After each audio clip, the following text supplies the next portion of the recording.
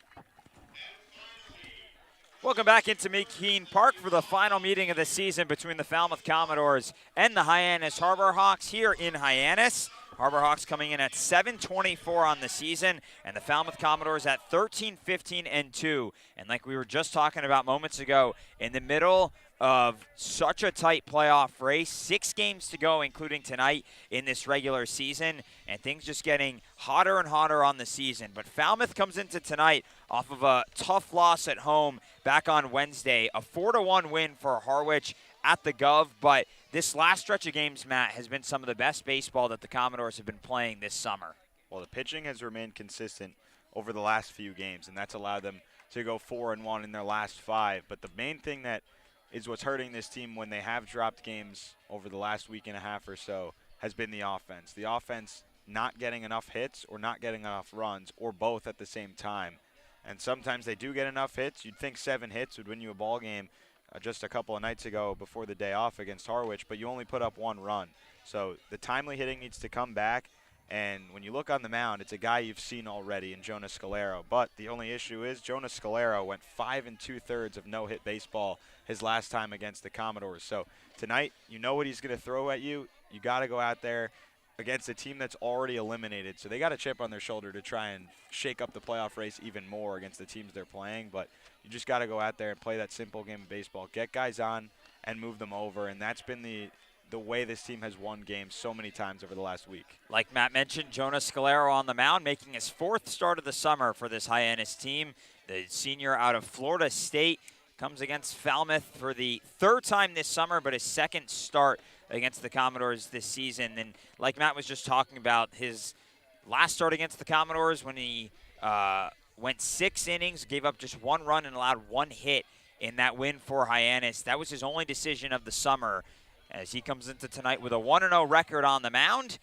And opposing him from this Falmouth lineup, Cody Colden will lead things off and play at second. Casey Harford on the other side of the middle infield at short, bats second. Jace Borfin, the designated hitter, and bats third. Chris Armstrong, the cleanup man, plays over at first. Anthony Hall in center field, bats fifth. Michael Curiali at third base, batting sixth. Mike Handel out in right field, batting seventh. Jonathan French doing tonight's catching, batting eighth. And Luke Boyers rounds out this lineup out in left field as we're set to get things going here from McKean Park. Cody Colden steps up from the on-deck circle and will step into the right-handed hitter's batter box to start this ball game off. Falmouth comes into tonight 3-2 against Hyannis on the season, but 2-0 here at McKean Park. And this is the first game the Commodores are playing here in Hyannis since June 27th. So it's been over a month since the Commodores have been here in Hyannis. Jonas Scalero set, and the first pitch of the ball game in at 5:59, so just a minute ahead of schedule here in Hyannis, but it's in for a strike on Colden, and he's behind 0-1 to start this ball game. The Harbor Hawks wearing the Red Shirt Friday uniforms tonight as Colden lines one foul down the third base side, now behind 0-2, also broke his bat, so he's going to need to go get a new one. But the Harbor Hawks with the final Red Shirt Friday of the summer, wearing the red tops with the Cape Cod Baseball League written across the front in the script lettering, wearing the camo hats as well, and then their white pinstripe pants to go along with that uniform. On the other side for the Commodores, they have the camo hats as well, but they'll be wearing their typical road uniforms with the black tops, maroon numbering and lettering with Falmouth written across the chest, gray pants with the maroon stripe, and maroon socks to go with them as well. So Colden gets a new bat. He's behind in the count here at 0-2 against Jonas Scalero.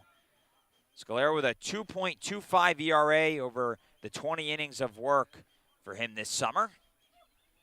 And the left-hander has his sign. Comes home now with the 0-2, a breaking ball that ends up catching Colden up around the thigh. And so he's going to trot down to first, and the Commodores have the leadoff man aboard.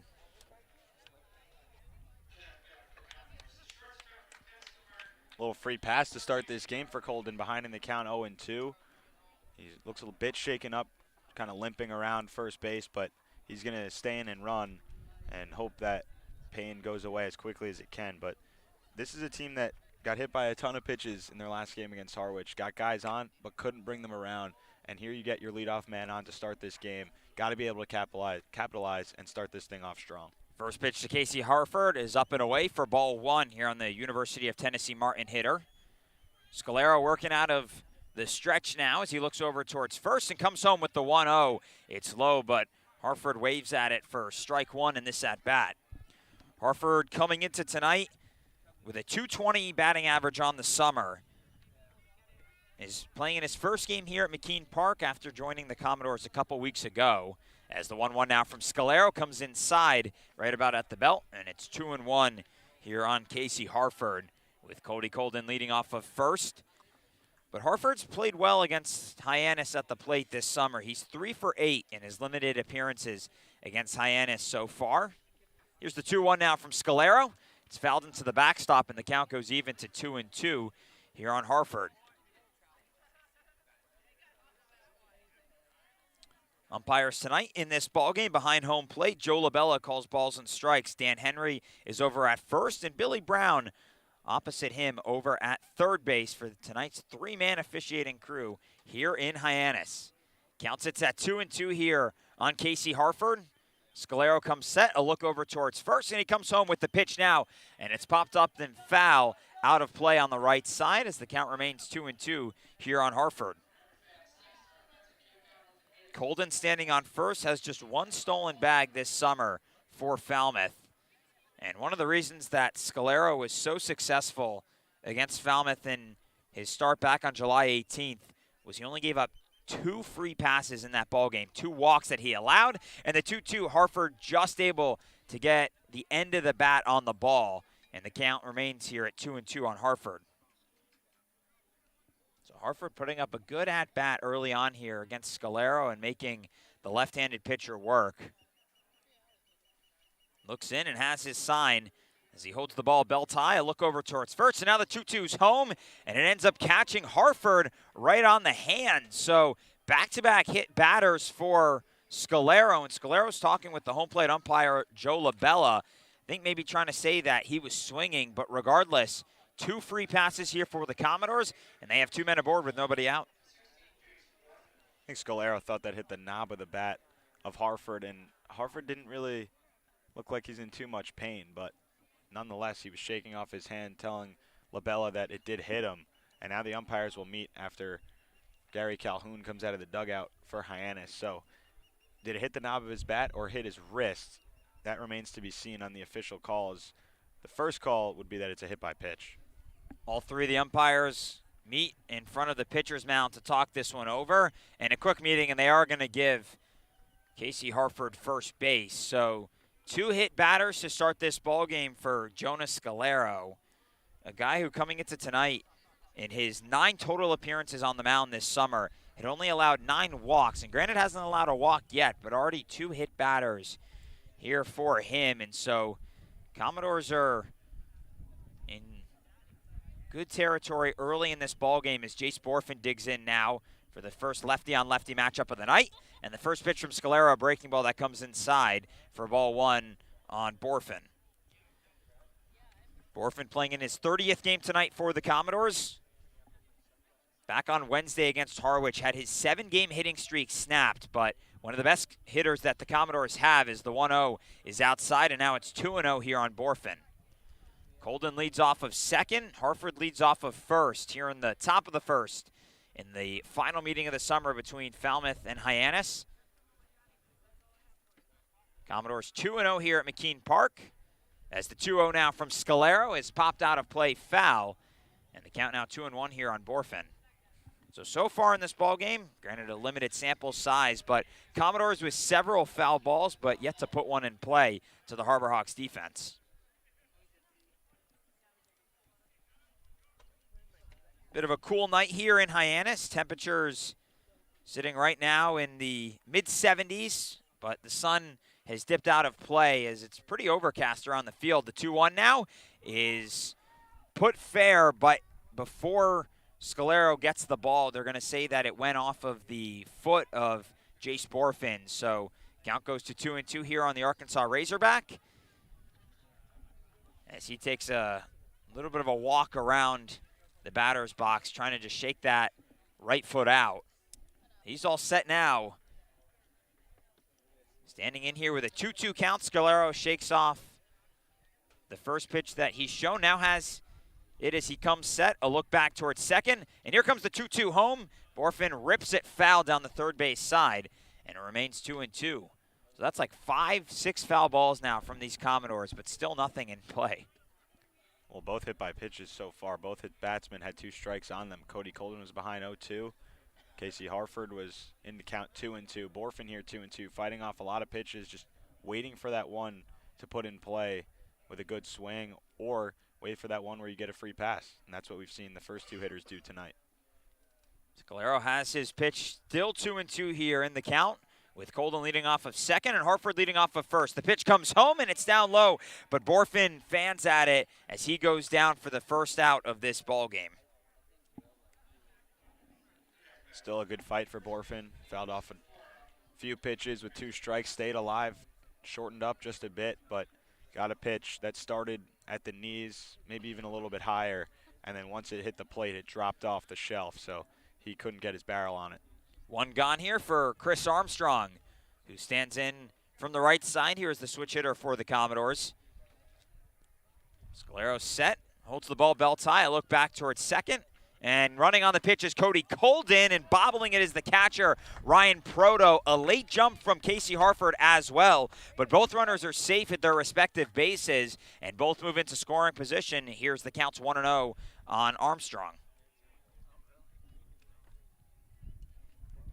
Colden picks up his second stolen bag of the season, and for Casey Harford, that's his first.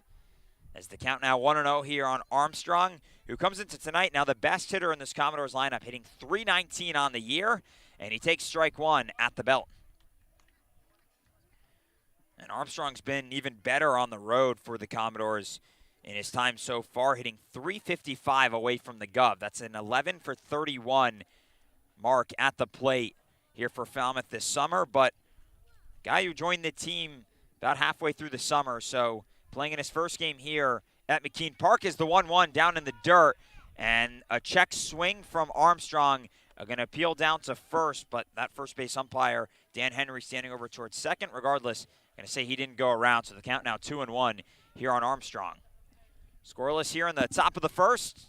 The Commodores in business with two guys in scoring position and just one gone in the inning. As the 2-1 now from Scalero to Armstrong is ripped into right field, going the opposite way. Dom Johnson turns, and it's out of here at McKean Park. Falmouth jumps ahead in the opening inning as Chris Armstrong hits his 7th home run of this 2021 season, and he's going to touch them all here at McKean Park as Falmouth leads at 3-1 over Hyannis. Armstrong, that might have been the hardest ball that he's hit all summer. Just absolutely smoked a fastball that he got in the middle center of the plate, center of the zone, put it out into right field the opposite way, batting from the right side, the switch hitter did. He's homered from both sides of the plate multiple times this summer, has equal power from both sides, and as Anthony Hall fouls away the first pitch, he gives his team a three-run lead here in the first inning. You get a couple of guys on that got hit by pitches to start this game, and you bring them around to score with one swing of the bat. That is huge going into the rest of this game. Count now stands at 0-2. Here's Anthony Hall, swings through strike two. Still just one gone here in the inning, and Falmouth on top already here in the opening inning. Commodores so good this summer scoring before the opponent while they're on the road. As the 0-2, a breaking ball in the outside corner of the plate, and Joe LaBella is going to set down Anthony Hall on 3 pitches, and there's now 2 gone here in the inning.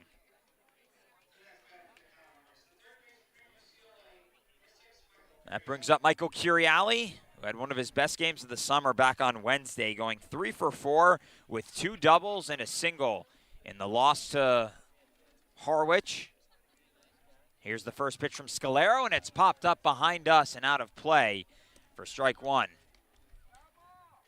Well, the 3 runs now that Scalero has given up in tonight's ball game matches a season high for amount of runs he's given up. And those 3 runs he gave up before tonight came in his last start when he went just 2 innings at Harwich in what was a marathon of a game. The final 18-16, Harwich ended up taking down Hyannis, and he didn't get credited with the loss in that game, but he started the scoring for that Harwich team as the count sits at 1-1 here now on Michael Curiali, and Scalero comes home with a 1-1 that's up and away for ball 2. Well, Armstrong's home run is the first ball that's put in play in fair territory tonight for the Commodores. First 2 guys were hit. Jace Borfin struck out, and then the first ball that Armstrong puts in play is over the fence in right field. Anthony Hall strikes out right after that. So still 1 ball put in play, and it accounts for 3 runs for the Commodores. 2-1, a breaking ball that drops in just about at the letters on Curiali. He didn't like the call, but count sits at 2-2 now here on the UCLA Bruin. Curiali, as of late, has upped his average from 192 up to 224. been hitting the ball better as the 2-2 is put into play on the right side, and it's going to get past the gap of Luke Mann and Zane Harris. Both of the fielders were within inches of getting that ball, but it's going to end up splitting the two of them, and Curiali safe at first as he has his first base knock of the ball game. So 2 balls put in play, Matt, and 2 base hits for Falmouth. It's a way you're going to be successful, and another way is taking free passes and then getting those hits right after that. And that's what we've seen from this team so far tonight here in the first inning. Already at the 7-hitter in this lineup for the Commodores is number 7, Mike Handel, digs in here for his second game with the Commodores this summer. Curiali leads off of first as Scalero comes home with a breaking ball down low. A check swing from Scalero, and they peel down to third and say he did not go around. So the count now 1-0 here on Mike Handel. Handel in his first game against Harwich on Wednesday went just 1 for 4 at the plate. Had a strikeout in that ball game. That single coming in the 9th inning.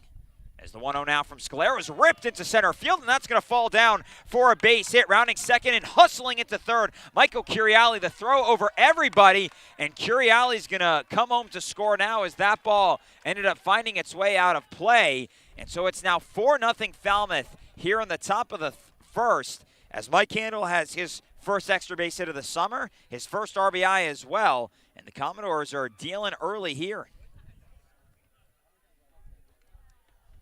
Good things can happen when you put the ball in play. It's the simplest saying in the game of baseball, but it's true. You had a slow ground ball find its way through a hole for Michael Curiali to get on, and then the base running that he had to force a throw over to third from Elliott in center that got away. We'll see how they score it. Probably be an E8 that allowed Handel to second and Curiali to score, but we'll wait on that. Nonetheless, it's 4-0. And Handel also stands at third now as Jonathan French comes up and takes strike 1 here from Jonas Scalero. So Scalero already giving up 4 runs here with just 2 outs here in the half inning. And Scalero looks in, and he's going to work now from the windup rather than the stretch here against Jonathan French. Already 4 runs scored in this opening inning for the Commodores, and Jonathan French is the man that Falmouth wants at the plate here. One of the best hitters here at McKean Park as the 0-1 comes in upstairs, and now it's 1-1. In his 2 games here, French is 4 for 9 at the plate with a double, 2 home runs, and 3 RBIs against this Hyannis team. And just as a whole on the road, has been such a different hitter, hitting 276 away from the Gov as the 1-1 just fouled into the backstop, and now it's 1-2 here on French. So French on the summer is hitting 182, but that average goes up almost a full 100 while he's on the road. As he's behind in the count now at 1-2 with 2 gone here in the opening inning. And Scalero comes home with the pitch. It's softly hit on the right side. Luke Mann, the second baseman, fields, turns across his body, and throws over to first in time for the 3rd out of this inning. But the Commodores' bats explode here in the opening inning to score 4 runs on Jonas Scalero. And we'll see Wesley Sweat take the mound with a lead when we come back from McKean Park.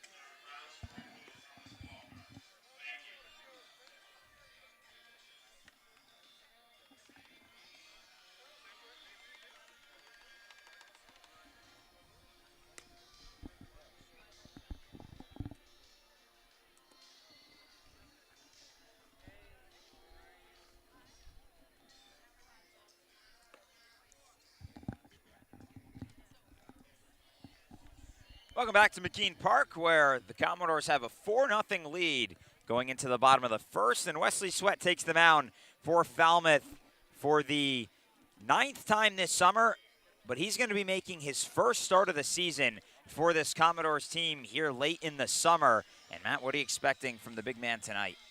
Well, when Sweat pitched his last outing at Chatham earlier this week, 3 innings, scoreless, hitless, and no walks, and he struck out 6 batters. He was perfect in the 9 batters that he faced, and he struck out 6 of them. If he can pitch like that tonight, this will be deadly for the Commodores, who already have a 4-0 lead. So he's going out there with a comfortable lead. And in the last game against Chatham, he pitched in a game where Commodores were losing, and then they never got the lead back. So he kept them in that game, but the offense wasn't there. Tonight he gets that offense, and he makes his first start.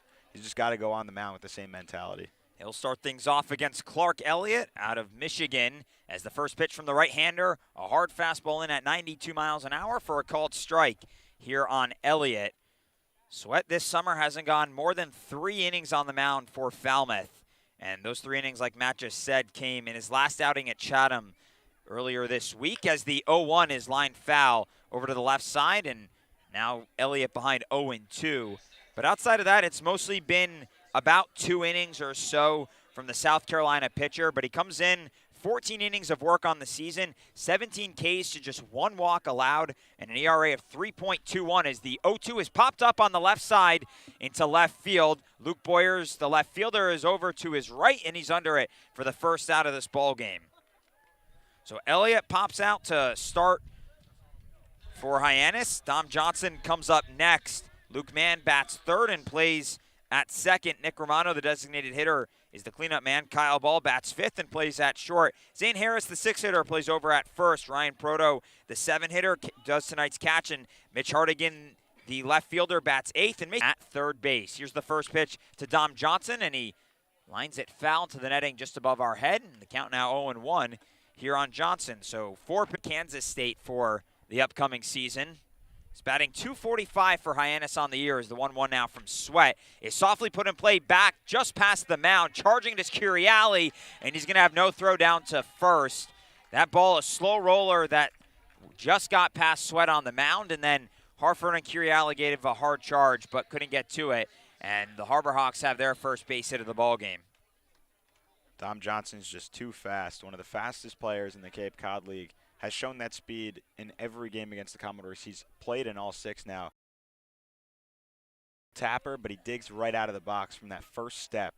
Usually if your first step is a really hard, fast one, you're going to continue that down the line. If you start slow, then it's tough to get to that top speed. But Johnson was at that top speed from the second he started running. Here's Luke Mann, and the first pitch he sees, he chops foul over to Chris Armstrong at first for strike 1. So all 3 of the batters so far, Sweat has started with a strike against them. And despite the fact that the Harbor Hawks just 7 for 24 on the season, some good hitters that this team has. Elliott, who popped out to start the inning, the best hitter in the Cape Cod League, hitting .357. Mann here hitting .289 on the year. A couple of guys also coming in with pretty good hitting streaks as the 0-1 is on the outside part of the plate, now 0-2 here on Mann. Mann riding a 5-game hitting streak coming into tonight's contest. 9 for his last 22 at the plate. But behind here with an 0-2 count as he chokes up on the bat. Sweat looks in for the sign and now looks over towards first and comes set on the mound. A deep breath from the right-hander. And he's going to try a pickoff attempt over towards first, but Johnson is back in standing up. Johnson leads this, or tied for the lead on this Harbor Hawks team with 7 stolen bags on the summer. And a guy that the Commodores have seen run when these 2 teams have faced off against one another so far. Here's the 0-2 now from Sweat to Mann, and he puts it down to first on 1 hop. Tagging first is Chris Armstrong, and then the throw down to second. The tag not applied in time by Casey Harford. So Luke Mann out at first, in safely at second is Dom Johnson, and there's now 2 gone in the bottom of the first. Well, that's the right play by Armstrong in terms of trying to turn the double play. The ground ball took him to the first base bag, so he fielded it and then stepped on the base, which he was right there for, just a step away. Then turns to his shortstop and throw it to Harford. Throw is just a bit high, but even if it was on the money, I think Dom Johnson has enough speed to still slide in safely. So now Hyannis with a runner in scoring position. Here's Nick Romano, and the first pitch he sees, he fouls into the backstop for strike one. Romano, one of the two Romanos on this Hyannis team. His twin brother Ryan also on this team. The two of them born just 10 minutes apart, but Nick here, who's at the plate, the one who's 10 minutes younger than his brother. He's behind in the count here at 0-1. Sweat comes set as he looks back towards second, and the pitch home is popped up behind us and foul. Count now 0-2. So this Romano Nick out of UCF hitting .259 on the summer and riding a short 3-game hitting streak coming into tonight's ball game. He's behind in the count here though, 0-2 with 2 gone here in the bottom of the first. Falmouth on top 4-0 after a pretty explosive opening inning by the Commodores bats. Sweat comes set, a look back towards second, and the 0-2 pitch, a breaking ball that's fouled into the backstop, and the count will remain 0-2. The two Romano brothers out of Tampa, Florida. So Nick here not playing too far away from home up at UCF, which is up in Orlando. This past season with them, hit just .115 in the 22 games that he's played, but doing much better here in the Cape Cod League this summer, hitting .259 for Hyannis. As the 0-2 now from Sweat is put right back up the middle, just past Sweat's glove. Coming over to field it is Cody Colden on the run. Makes the throw over to first in time for the third out of this inning. So the Harbor Hawks get a man aboard, but strand him, and it will move to the second. 4-0 Falmouth here in Hyannis.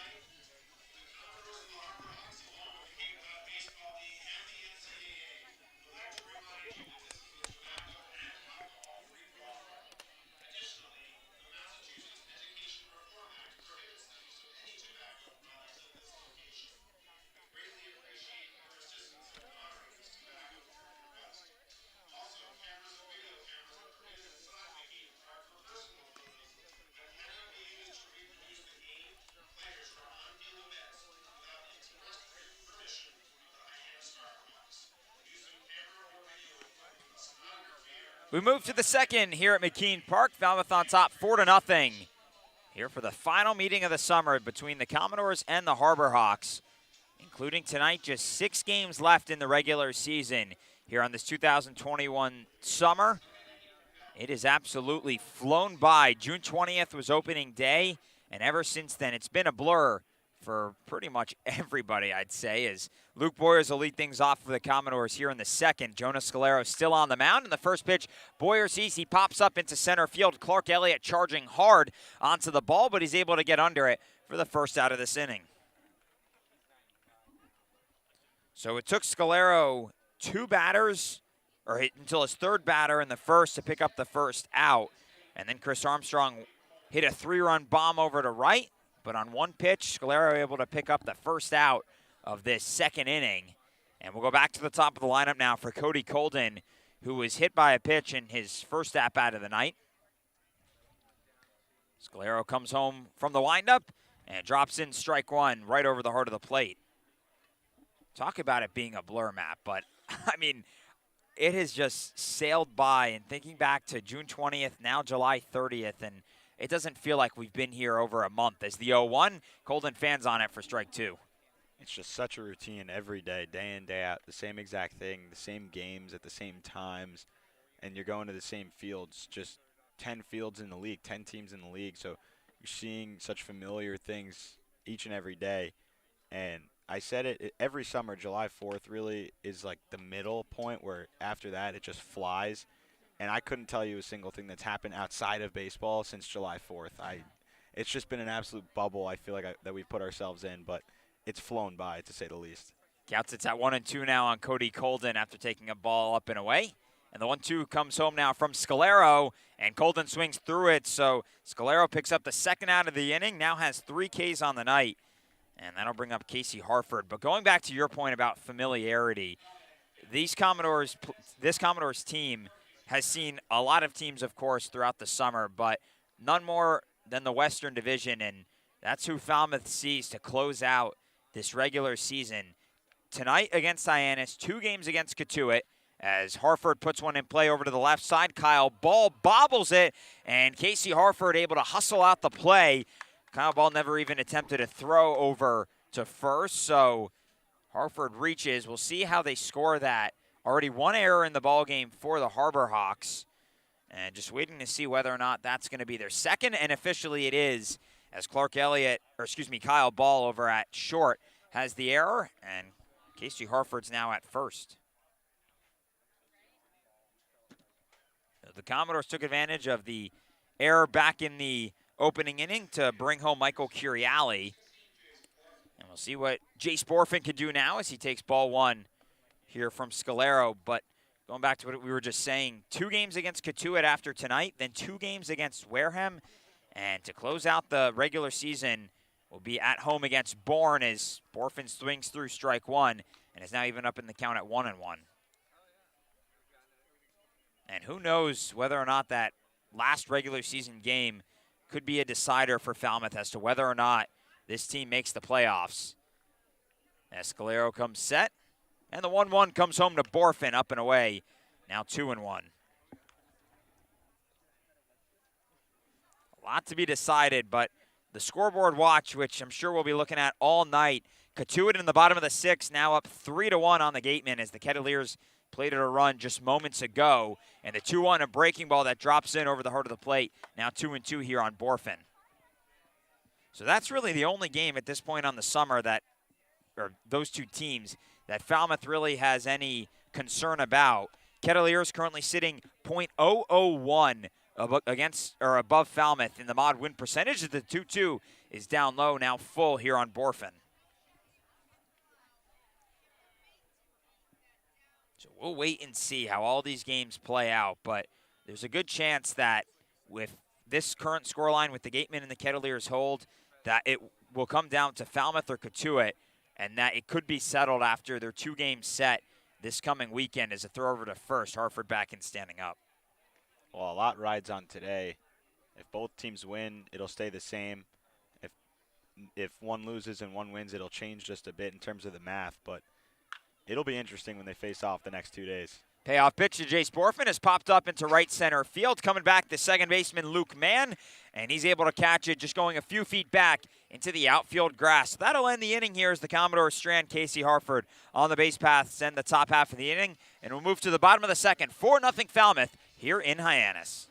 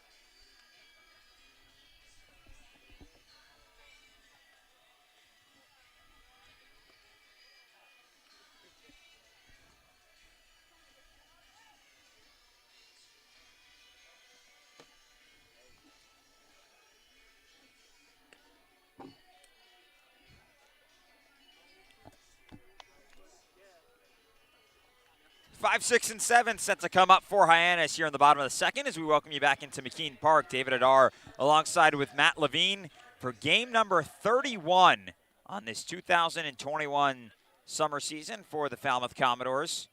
Coming into tonight, sporting a 13-15-2 record on the year.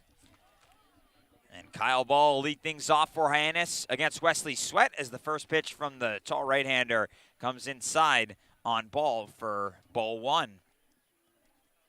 Ball has a 12-game hitting streak coming into tonight as the 1-0 just chopped foul and now 1-1. He's upped his average during this hitting streak from 140 up to 223 for the shortstop out of Stetson. And during that hitting streak, he's seen the Commodores a couple of times and has picked up base knocks in both those games against the Commodores. Is the 1-1, a breaking ball that drops in for strike two. Ball doesn't like the call, but he's behind in the count. Sweat faced four batters in the opening inning as the 1-2 now from the right-hander is popped foul to the right side, and it'll find its way out of play. Count remains 1-2. So just four batters for Wesley Sweat in the opening inning. Dom Johnson picked up a single, but outside of that, Sweat was able to make easy work of the Harbor Hawks as the 1-2 now from Sweat comes in outside, and the count goes to 2-2. So we'll see how long Sweat goes tonight. His shortest outing on the season, just one inning, which he's done twice. His longest 3 innings, as this one is put in play over to the left side on a couple hops to Casey Harford, who makes an easy play across the diamond to first for the first out of this inning.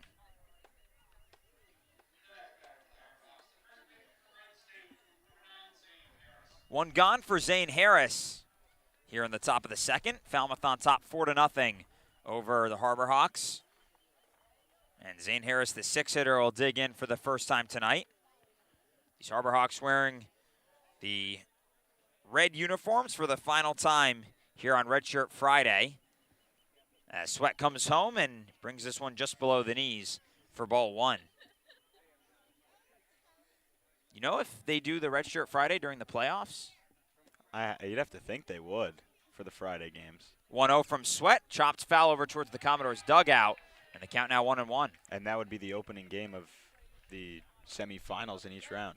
It would be. Each division, rather. Yeah, a week from today, the playoffs get underway here for the Cape Cod League. Already know Bourne's going to be the #1 seed in the West. I don't know if they've locked up #1 for the entire playoffs, but they'll likely lock that up.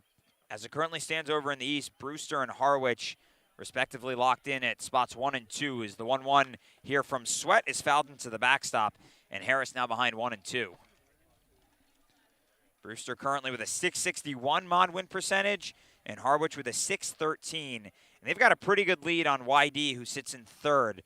The Red Sox with a .484 mod win percentage. So that division could be locked up pretty soon as the 1-2 from Sweat comes inside. Harris jumps out of the way, and the count goes to 2-2. And, of course, the Commodores have seen everybody here on this summer season. No more games remaining against the Eastern Division. Only team Falmouth couldn't conquer in the East was was Harwich, as the Falmouth dropped to 0-3 against them with a loss on Wednesday. And the 2-2 pitch from Sweat doesn't miss by much, but count now full here on Harris. Outside of Harwich, Commodores have beaten every other team at least once here on the summer season. And the payoff pitch from Sweat comes home, and Harris pops this one high into right field. Going over to his left is Mike Handel, and he's under it for the second out of this inning.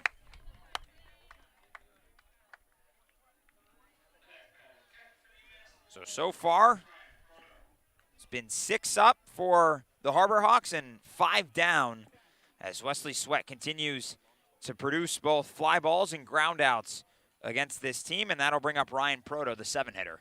And for Sweat, going back to his outing against Chatham in his last outing, he's now retired 14 of the last 15 hitters that he's faced. Pitching really well down the stretch here for Falmouth as the first pitch in from Sweat to Proto is in at the knees for strike one. And it's expected that he may get called upon a little bit more here down the stretch as the 0-1 comes in just low. A check swing from Proto, but he didn't go around. Commodores have cut a few different pitchers recently. Just today, Jackson Phipps was released by the team, and then some other notable names. Jack Jasiak was let go. Mitchell Stone was released by the team, and then Mason Pelio as well, as the count now 1-2 here on Proto. So the Commodores have brought in a few different players, but they've also lost some of the notable names that have helped them get to this point, as the 1-2 just softly fouled behind us remains 1-2. A lot of guys getting shut down by their college teams. Just with all the things going on in the world, you had to battle that in the spring season. Still doing it here in the summer, but with the amount of innings that they've pitched all spring and all summer, just right at the back end of the summer is when they kind of let go. Proto puts one in play over to the right side, and Cody Golden is able to field it and get the third out of this inning, as he's ended both innings tonight. And Wesley Sweat has a 1-2-3 inning here in the second. We move to the third from McKean Park. Falmouth on top 4-0 over the Harbor Hawks.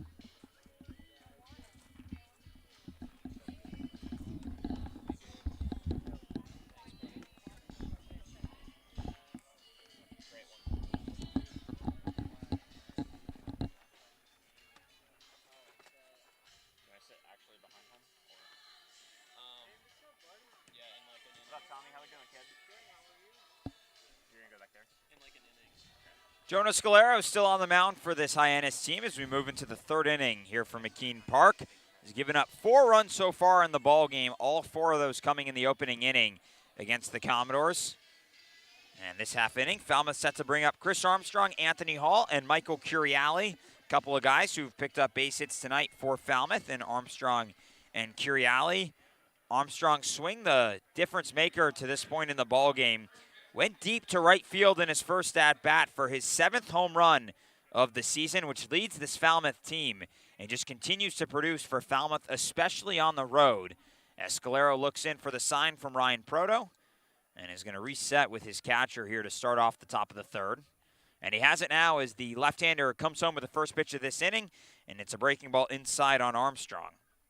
But with Armstrong's hit and his home run back in the first, now 12 for 32 on the road this summer. So that average jumping up from 355 up to 375 away from the Gov, as the 1-0 from Scalero comes down low, and the count now 2-0 here on Armstrong. I don't know if we've said it enough, but Armstrong's bat has been such a key addition down the stretch here for this Falmouth team. This is only his 21st game of the year, and he now has 19 runs batted in and leads the team. 2-0, Armstrong swings through it for strike 1. And Borfin came into tonight with 18 RBIs, which was leading the team. Now, with one swing of the bat, Armstrong takes that over, leads it in home runs, leads it in RBIs, just crucial in terms of bringing runs home to score for this Commodores team. 2-1 down in the dirt as Proto slides over to his right to stop the ball, and it's now 3-1. And on top of those numbers you just mentioned, also the best hitter that this Falmouth team has coming into tonight, hitting .319 on the summer. As the 3-1 from Scalero is chopped over to the left side to Kyle Ball at short. Fields it on a couple hops and a strong throw across the diamond for the first out of this inning.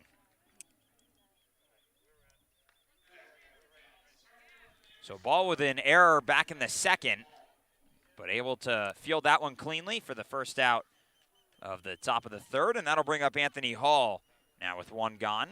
Hall went down looking on 3 pitches back in the first inning, As the first pitch from Scalero's brought home, and it's a breaking ball that's fouled back and out of play in the direction of the parking lot for strike one.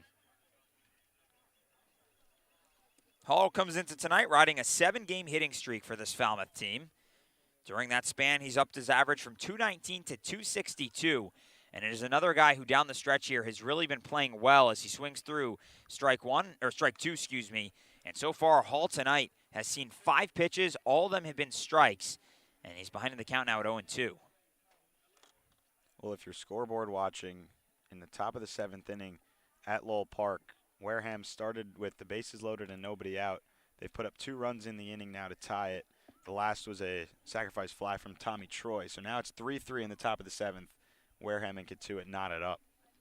We haven't done the math ahead of time as to what a tie would do to Katuitt's mod win percentage, but I'd have to assume a tie for Katuitt and a win for the Commodores would push Falmouth ahead of their rival, as on the 1-2, Hall swings through it, and he goes down via the K for the second time tonight. So 2 gone now here in the third. And that brings up Michael Curiali for the second time tonight. Curiali single to right in his first at-bat of the ball game. Scalero looks in for the sign, and the Florida State pitcher has it as he comes home with a fastball over the heart of the plate for strike one. Again, Falmouth and Katuitt, we've said this already tonight, but only separated by .001 in the mod win percentage as the 0-1 from Scalero is upstairs for ball one. So really as tight as things get, and that's more than anything what leads me to believe that a win for Falmouth, if this scoreline holds, and a tie for the Kettleers could potentially push Falmouth back into second, but we'll see. Is the 1-1 here from Scalero, a breaking ball down in the dirt, and the count now 2-1. And, Matt, we keep talking about the numbers left and right, but at the end of the day, it's really going to come down to, we think, these 2 games against the Kettleers this week. And that's going to be it. I think when the season ends, we're going to look back at tomorrow and Sunday as what defined Falmouth on the season, as the 2-1 is outside, now 3-1. Well, the best way to get up in the standings is to beat the team that's right there ahead of you. Not only do you give yourself a win, but you give them a loss, and that bumps them down and moves you up and creates more separation in the standings. And same thing goes for the Kettleers. The team they want to beat is Falmouth tomorrow and Sunday. Here's the 3-1 from Scalero, and it's just low as Michael Curiali will trot down to first, reaching for the second time tonight. And he's aboard with 2 gone here in the inning. That brings up Mike Handel for the second time tonight. Handel reached on a single in the first and then moved all the way to third on an error by the center fielder Clark Elliott. Digs in from the left side here for the lefty-on-lefty matchup with Scalero. Pitcher looks over towards first and comes home with the first pitch of this at-bat inside on Handel. So tomorrow night's game against the Kettleers will be at the Gov, a 6 o'clock first pitch. And then Sunday out at Lowell Park for a 4:30 start against Katuitt. As the 1-0 now from Scalero, a breaking ball inside. Now 2-0 on Handel. And then 2 against Wareham, and born to close out the season like we were saying earlier.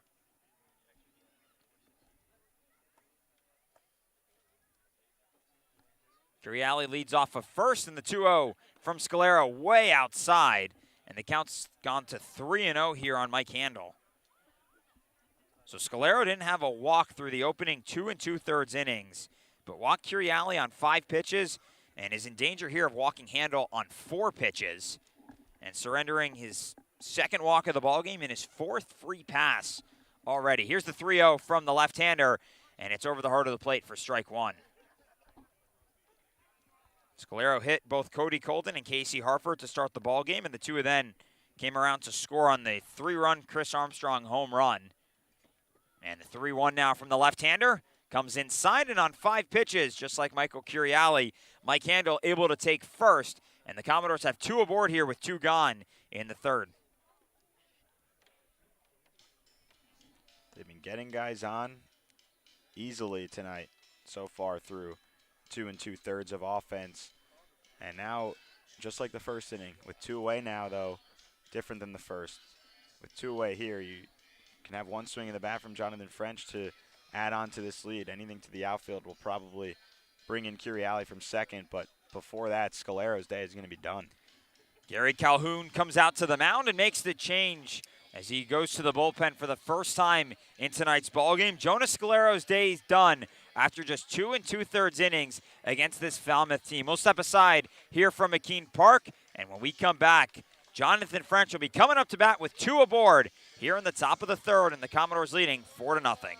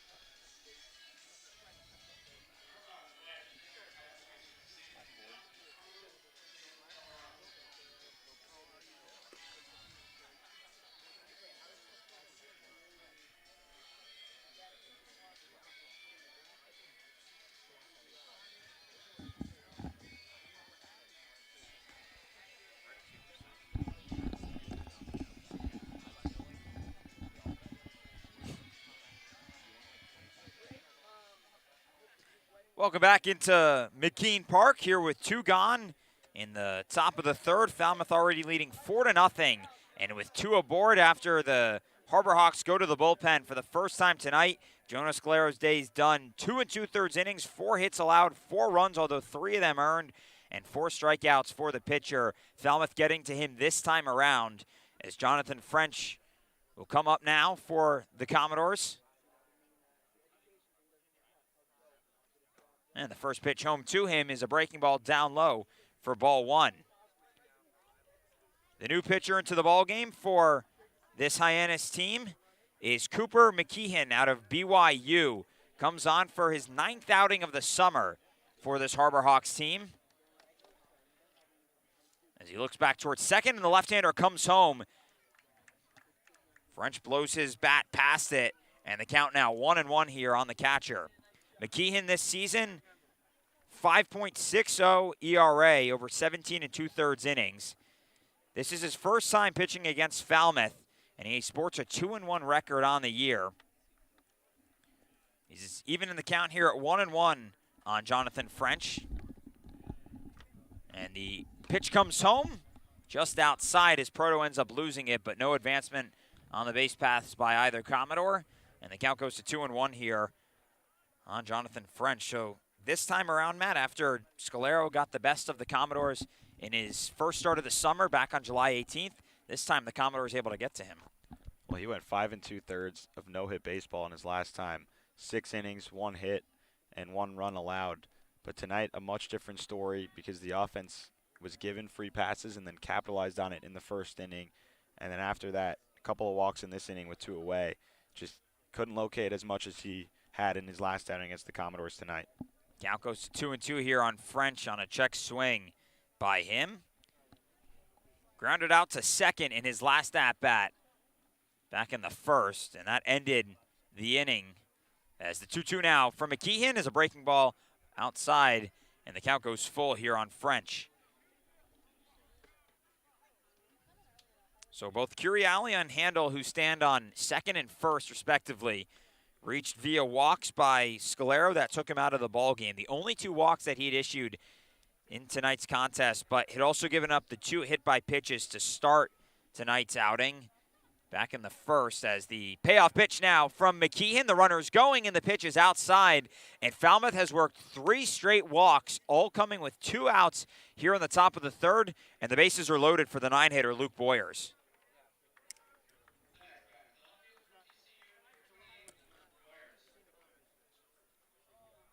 So French is aboard for the first time tonight. And Boyers will step up for the second time tonight. Digging in from the right side. In a big spot here for Falmouth, an opportunity to blow this game open early on. And the first pitch to Boyers is over the heart of the plate for strike 1.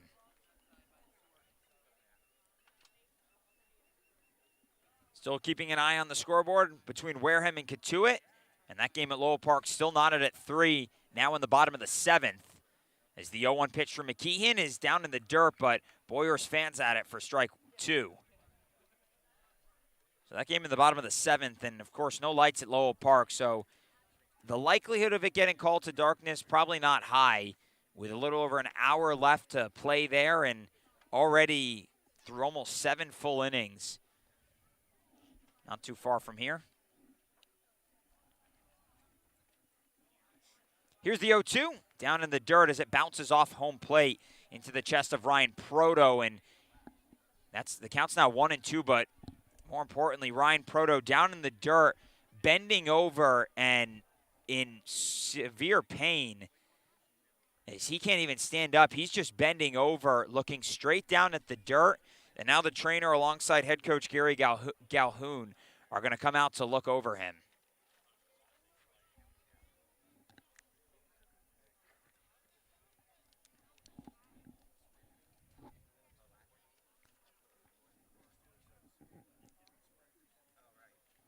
So he's getting checked out now by the trainer.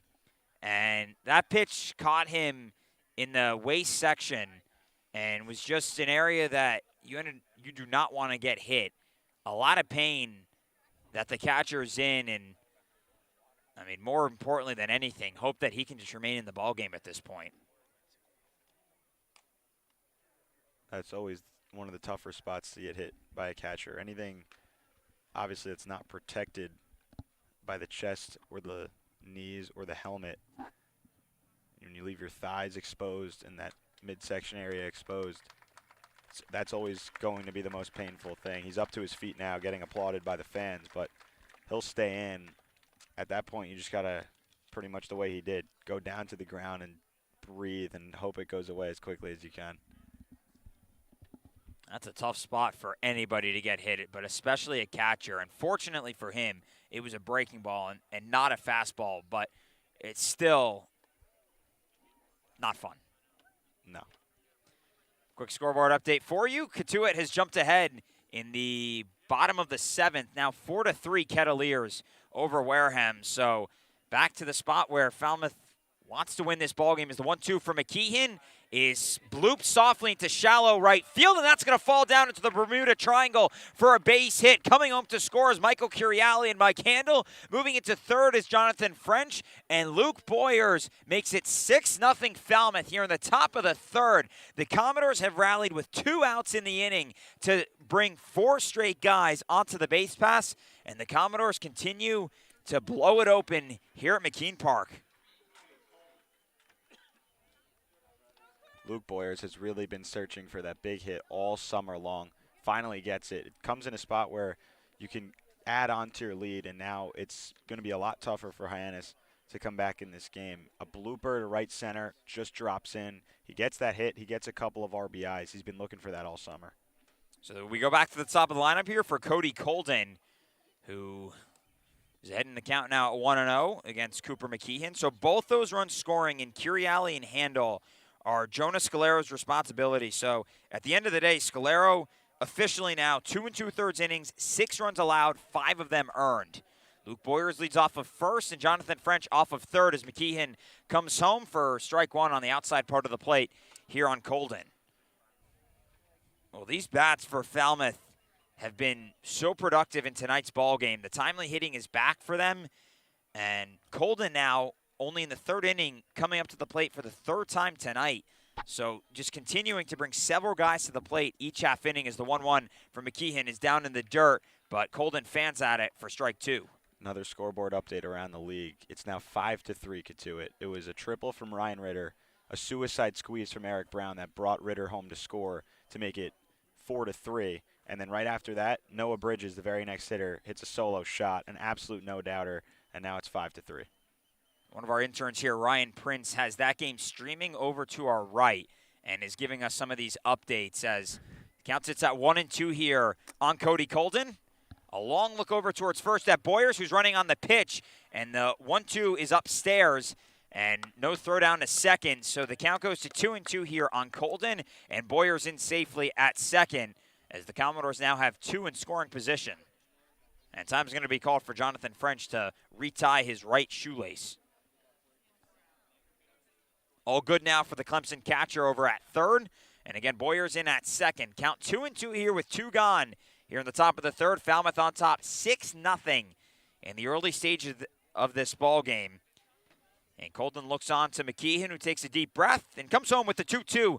And it's blooped over towards the Commodores' dugout, and the count will remain 2-2. So Wesley Sweat, who's sitting over in the dugout for Falmouth, one of the longest innings he's having to wait on the summer to just come back out and take the mound for this Falmouth team. Commodores brought up 8 runners in the first inning, and have brought up 6 already here, Colden being the 7th in this inning. Here's the 2-2 from McKeon, and it's fouled into the backstop, and this inning just continues to stay alive, and Colden stays alive as well. Don't have any sort of stopwatch going, but this is reminding me a little bit of the Commodores game at Katuitt last Saturday, where the first part of this ball game just kept going on and on and on. And we were talking about the fact that at Lowell Park, no lights. We weren't even going to get through 9 innings, and sure enough, only got through 6 as the 2-2 from McKeon, a breaking ball that stays upstairs, and the count goes full here to Colden.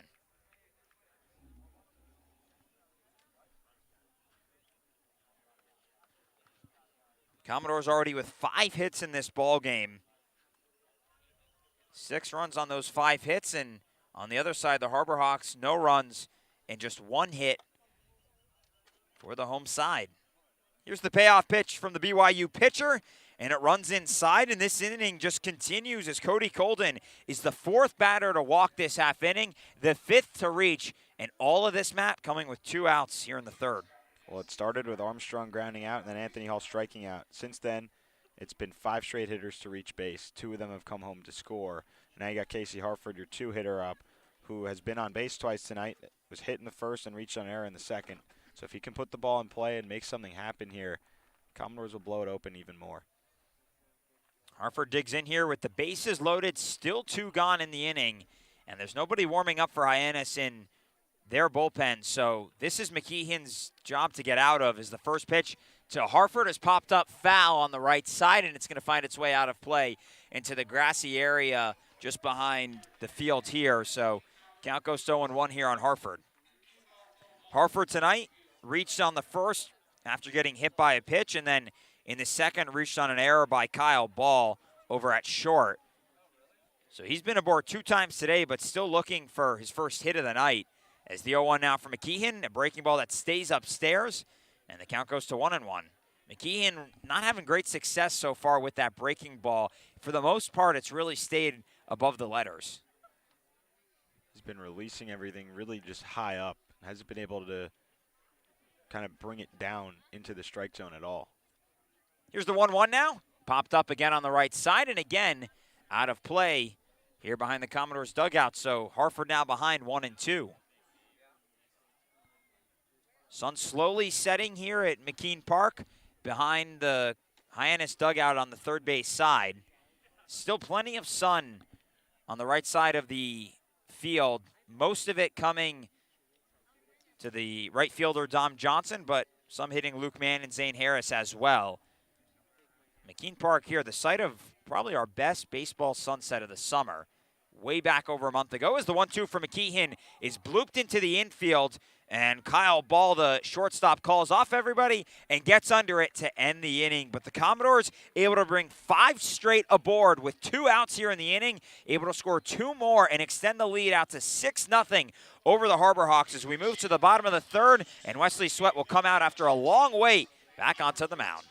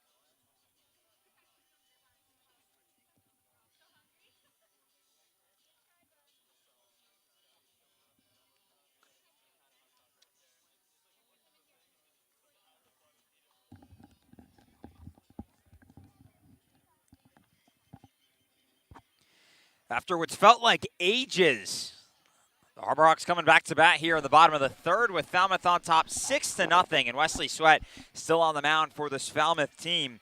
8-9-1 set to come up for the Harbor Hawks as Mitch Hardigan will lead things off for Hyannis. We're over an hour into this ball game now. It started at 5:59, and finally the 8 and 9 hitters for Hyannis are going to step up to the plate for the first time tonight against Wesley Sweat. Just 1 base runner so far for the Harbor Hawks. That was Dom Johnson, who singled back in the 1st as the first pitch to Mitch Hardigan is up and away for ball 1 here on the left-hander.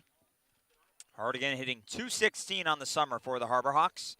Out of FAU is the 1-0, is put back up the middle over to Harford on a couple hops. Fields it in from the outfield grass, makes the throw over to first, and it's over the head of Chris Armstrong.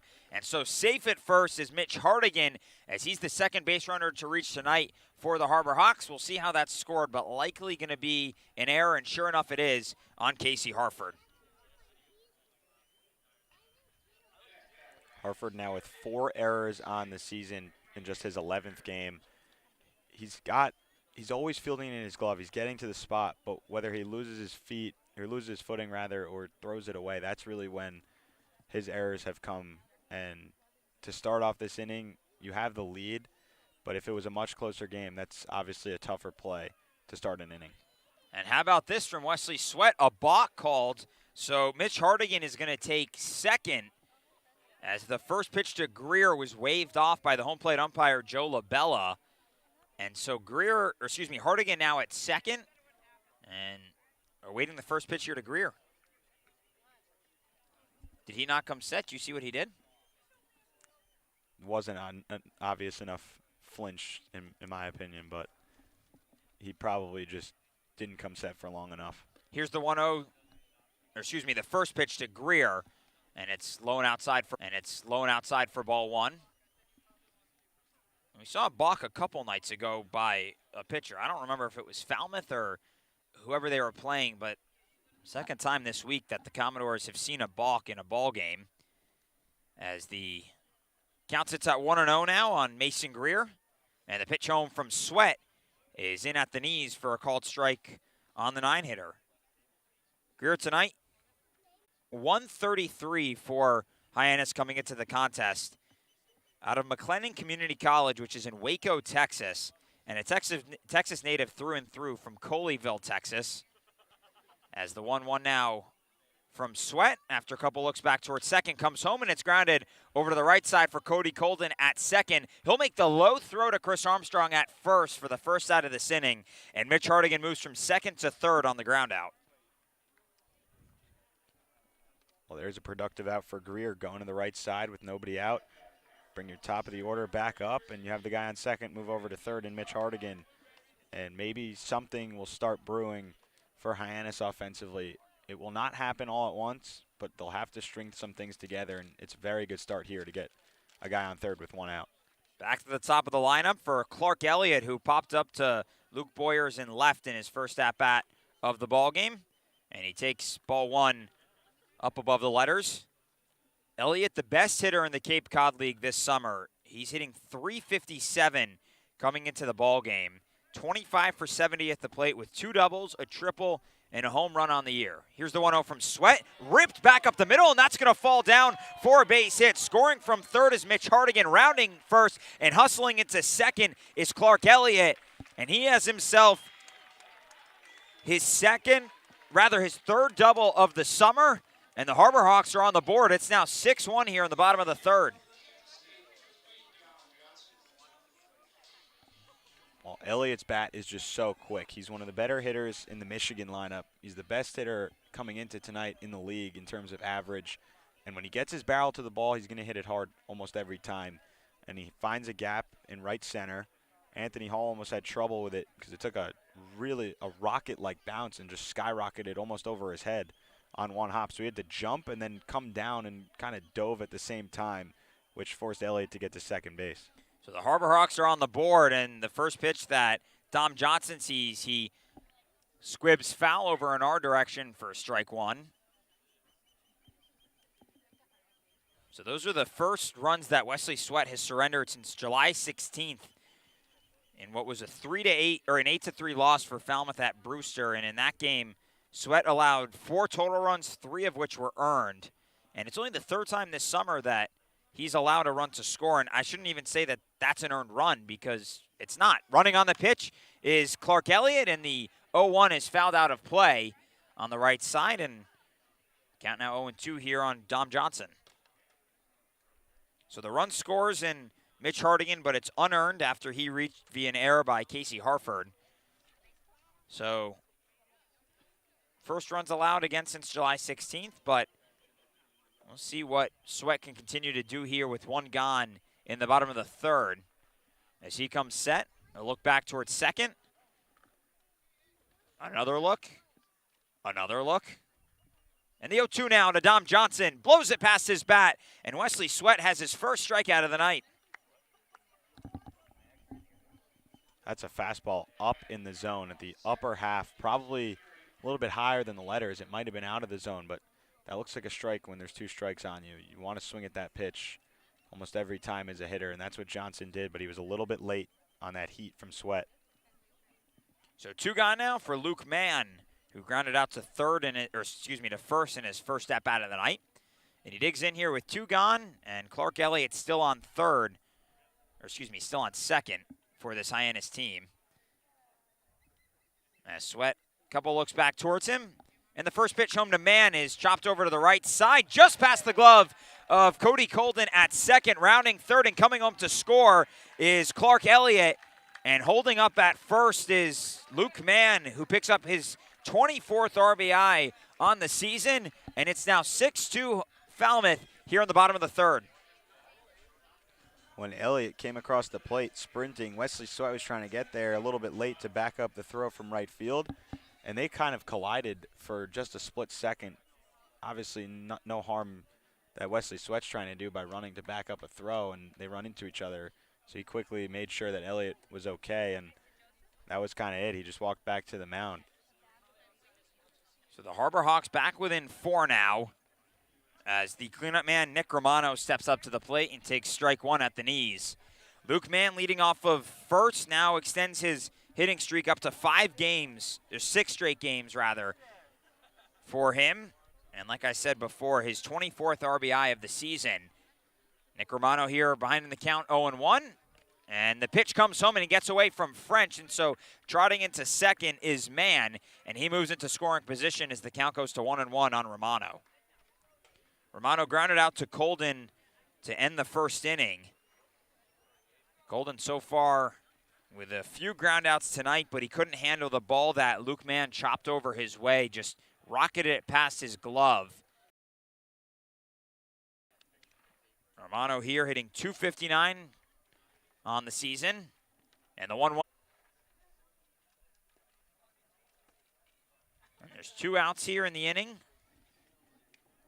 There is an arm warming up for Falmouth down in its bullpen, a left-hander, as the 1-2 pitch from Sweat is popped up on the infield. On the third base side, just in foul territory, Michael Curiali calls off Jonathan French, and he gets under it for the 3rd out of this inning. So Hyannis ends up stranding a runner in Luke Mann on the base paths, but they're able to cut back into this deficit and now trail by 4 as we move to the 4th. It's 6-2 Falmouth here from McKean Park, and Matt will take over when we come back.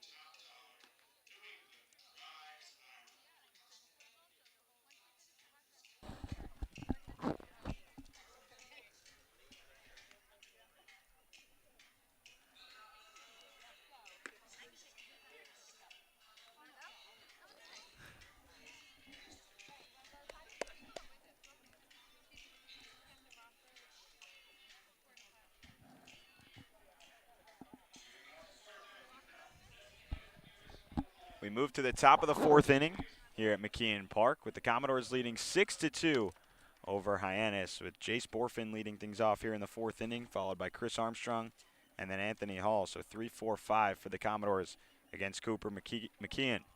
First pitch from McKeon is outside with a fastball, so the count moves to 1-0 on Borfin. Borfin tonight 0 for 2. One of the only Commodores to not reach base so far as we move through the 3rd time through this order. And the 1-0 pitch ripped right back up the middle. Another fastball that gets poked through into center field for a base hit. And Jace Borfin grabs his first hit of the evening, so he's on base for the first time tonight to start off the 4th inning. That ball just smoked back up the middle, and Falmouth now with 6 base hits in the ball game. And the Commodores just continuing to see the ball so well off of these Hyannis pitches. Have been really productive in every inning so far tonight, but especially the 1st and the 3rd, and that's given the team its success so far. So here's Chris Armstrong now 1 for 2 tonight. Had a 3-run homer back in the 1st inning, and he bats from the right side again. First pitch, outside, another fastball from McKeon, and it's 1-0. So McKeon came in the last inning with 2 outs. Went a third of an inning, gave up 2 hits. Neither of the runs that came in to score when he was on the mound were charged to him. 1-0 pitch, fastball at 90 miles an hour, misses away and low. Now 2-0 to Armstrong. So far, McKeon is a third of an inning, 2 hits, no runs, and a couple of walks. As he comes set, the left-hander kicks in, deals the 2-0. Swing and a miss from Armstrong. And now it's 2-1.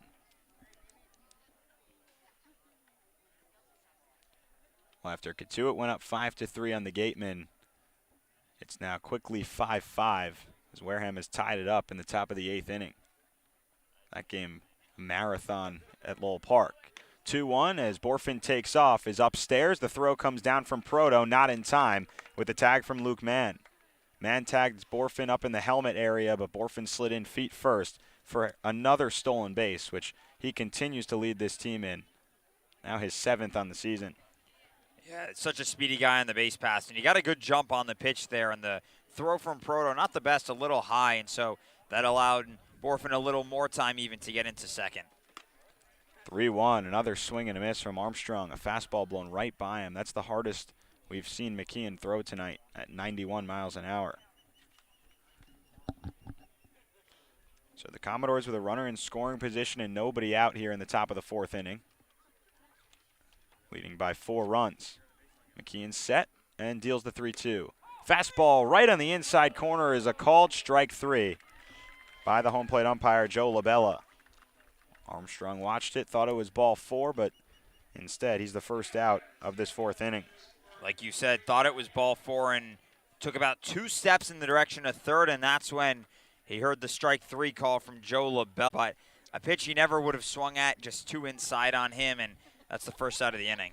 Here's Anthony Hall, the only hitter in the lineup that hasn't reached base so far tonight, as Bullpen takes off on the first pitch breaking ball. The throw down to third base, not in time, and gets in and out of the glove of Mason Greer there. But Jace Bullpen has now stole 2nd and 3rd in the inning and has 8 stolen bases on the year. The first pitch, a ball to Anthony Hall, and he's ahead 1-0. This is a Falmouth team that isn't known to run too much, but Jace Bullpen, one of the only times this summer we've seen a guy go from first to third off of 2 stolen bags, and Bullpen just being aggressive on the base paths. So now a runner on third with 1 out. The 1-0 pitch to Hall. Breaking ball, chopper over to the second baseman, Mann, who's playing up. His throw goes to the plate, and the catcher, Proto, is not even covering home plate as Bullpen comes in standing up. Proto was positioned about 5 steps in front of the plate. So that's a fielder's choice, I believe it will be called. Nonetheless, it's 7-2. Just an interesting mental mistake for Luke Mann to throw that ball to the plate instead of just giving up the run and getting the out at first. Yeah, I'm not exactly sure what Mann was doing over at second, and like you said, I think more than anything just a mental lapse. But that shows right there how important that those 2 stolen bases by Jace Bullpen were, because he was able to score on that and play Falmouth's 7th run of the ball game. Here's Michael Curiali, and the first pitch fastball at the knees is a called strike. So it is a fielder's choice for Anthony Hall, but it doesn't produce an out. So still 1 away as he leads off of first base. Pickoff attempt from McKeon, almost threw it away from Zane Harris, but Harris comes off the base and catches it up high.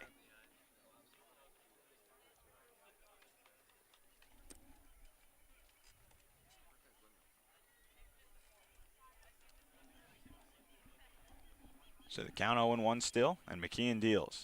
Curiali waves at the off-speed pitch just a bit outside, and it's 1-1.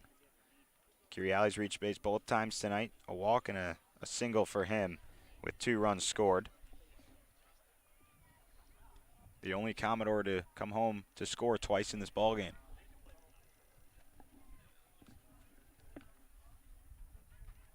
Left-hander set at the belt, look at first, Hall takes off, and the pitch is blooped out into right field, and that will come into drop. Anthony Hall had a tough time reading where the ball was as he was running on the pitch, so he stopped at second base. He didn't pick up Brett Becker, the third base coach, and he didn't pick up the ball. He just kind of stood there to try and find the ball, couldn't locate it, so he'll stay on second.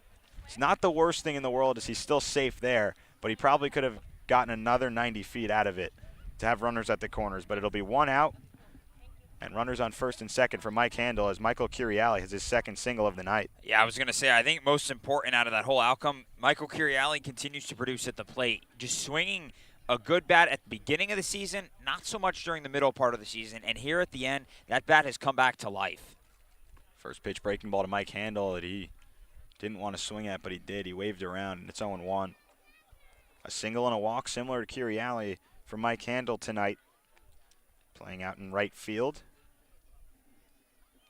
Singled and reached third base on an error by Clark Elliott out in center in the 1st inning, as the 0-1 breaking ball is down in the dirt and blocked by Proto to keep the runners on first and second.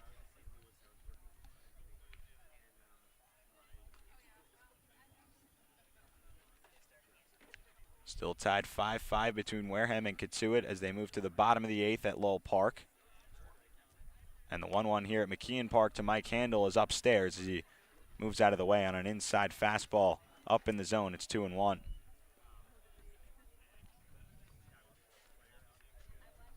So Mike Handel with a single in both of his games for the Commodores this summer. Was added to the team on Wednesday and played in his first game. Came around to score the only run for Falmouth. And the 2-1. Sliced foul on the left side. That'll go well out of play. Clears the netting on the third base side. and now it's 2-2. Yeah, Falmouth at one point last week or earlier this week down to just one position player off the bench, which we had chronicled before, and that was Anthony DeFabia, who's a two-way player for the Commodores. But tonight and going forward, much more options that this Falmouth team has. Hall on second, Curiali on first. The 2-2 breaking ball, swing and a miss down in the zone from Handel as his helmet comes off. Second strikeout and the second out of the inning here in the top of the fourth. That breaking ball from McKeon, very effective against Handel. A couple of times he brought it in down low, and McKeon fanned at it, and on the last one ended up losing his helmet. He swung so powerfully through, but it was able to fool him a couple times with that pitch, and we've seen it get some other Commodores tonight. Here's Jonathan French for a lefty-righty matchup. French reached base on a walk his last time up. First pitch down in the dirt, but another good stop by Proto as he keeps Hall on second and Curiali at first.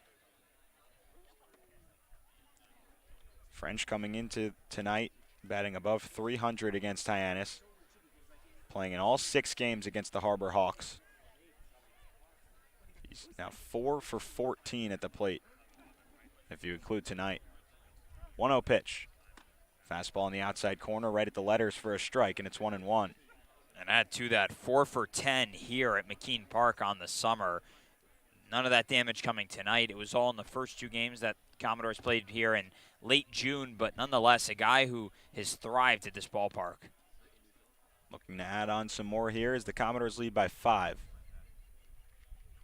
Largest lead tonight was 6-0 as he grounds the 1-1 back up the middle, but it's stopped by the pitcher McKeon. He comes all the way off the mound and then over towards first base before he tosses it over in time to retire Jonathan French. The Commodores strand 2 runners on, but they add another. A single from Jace Borfin, and he comes home a couple of stolen bases and then a fielder's choice for Anthony Hall to make it 7-2 Commodores as we move to the bottom of the 4th inning.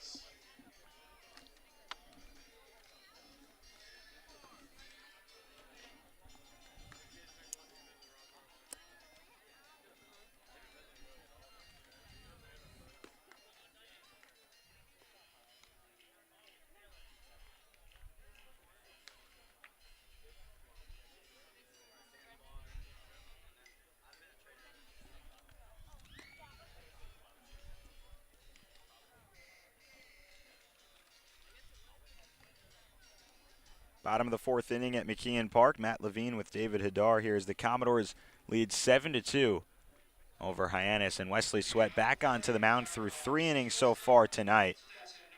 He went 3 innings in his last outing out of the bullpen against Chatham. He starts tonight's game, his first start of the season, and he's through 3 innings so far, back onto the mound. And if he records 1 out here in the inning, it'll be his longest outing of the season as he faces Kyle Ball. First pitch fastball gets a swing and a miss from Ball down in the zone to make it 0-1. It's hard to imagine that the Commodores have almost gone 3 times through the lineup tonight before Hyannis has gone through 1.5 of its lineup. As the fastball crosses on the outside part of the plate for a strike to now make it 0-2 on Ball. Sweat going out of the windup. Shakes off a couple of signs from the catcher French and deals a fastball up in the zone to make it 1-2. Ball tonight grounded out to shortstop to Harford in the second inning that led off the inning. Leads off here in the fourth as well. 1-2 pitch. Breaking ball is skied into right field. That's hooking towards the line as Handel goes and gives it chase, but that'll go out of play beyond the right field wall.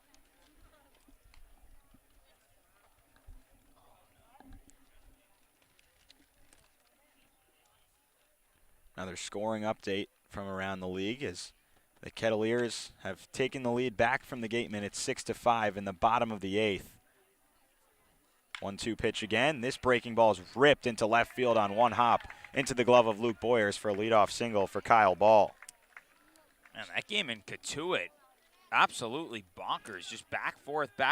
But Wareham, every time they tie things right back up, can't stay ahead or stay even, I should say.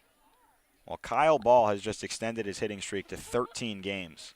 In that span, he has four straight, actually, multi-hit games coming into tonight. So one more hit for him. He'll make that 5 straight, but he's made it 13 straight games now with a base hit. And he leads off the fourth inning here with one. The second straight leadoff man to get aboard for Hyannis. And now the first pitch to the lefty, Zane Harris, is poked into the left center field gap, and that gets all the way to the wall. Coming in to score from first base is Kyle Ball. He'll score standing up, and running into second standing up as well as Zane Harris with an RBI double. It's now 7-3 Commodores. And another run off the bat of Zane Harris. Just such a powerful bat in the middle of this lineup for Hyannis all season.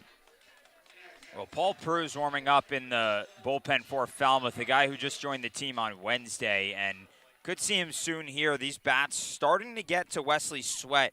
2 runs scored in the third for the Harbor Hawks. Already 2 straight hits here in the fourth, a run across, and back within 4 are the Harbor Hawks. So Sweat still in good control here and in a good spot, but the Harbor Hawk bats starting to see him a little bit better.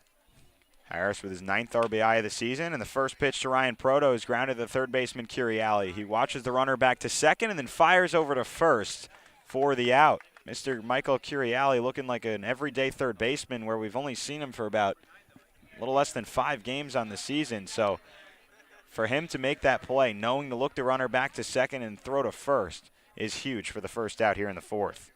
Yeah, Curiali got his first start at third back on Tuesday against this Hyannis team. So tonight, his 3rd straight game at that spot and getting better and better there with every game. And now Mike Landry's going to come out to talk with Sweat here with 1 gone in the inning.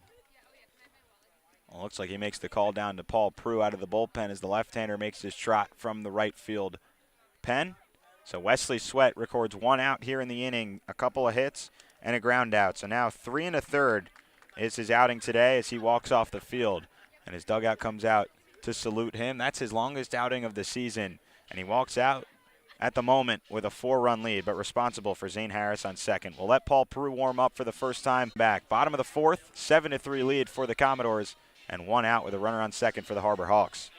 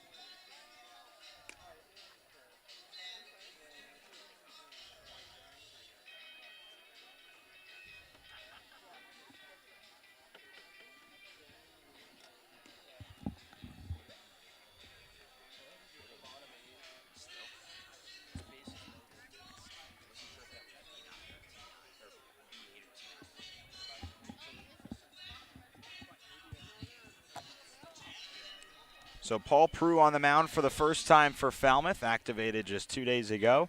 And he'll have to face Mitch Hardigan, the 8th hitter in the lineup, as his first hitter that he faces here on the Cape. Lefty-lefty matchup. Paul Prue, the sophomore left-hander out of Wheaton College. 6'1", 180 pounds on the mound. He comes set up at the chin in the stretch and deals. Breaking ball in the outside corner for a strike, and it's 0-1. Zane Harris stands on second after the RBI double with one away in the bottom of the fourth, 7-3 Falmouth. Hardigan tonight reached on an error and came around to score in the third inning. And the 0-1 pitch. Breaking ball misses outside, and now it's 1-1. Paul Prue, a native of Dennis here on the Cape. One of very few players to play on the Cape this season that are natives of Cape Cod. And the 1-1 breaking ball is hit hard on the ground over to the right side. Colden slides to his left, gets up to his feet, throws to first in time. What a play from Cody Colden over at second base. 2 away now in the fourth inning as Harris moves up to third. That's a huge second out for this Commodores team, but more importantly, Cody Colden able to save a run with that diving effort out in shallow right field and make a strong throw after getting up over towards first, and Mitch Hardigan retired for the first time tonight. Colden playing in the hole closer to second base, ran all the way to his left, then slid, got up to his feet, and made the throw over to first.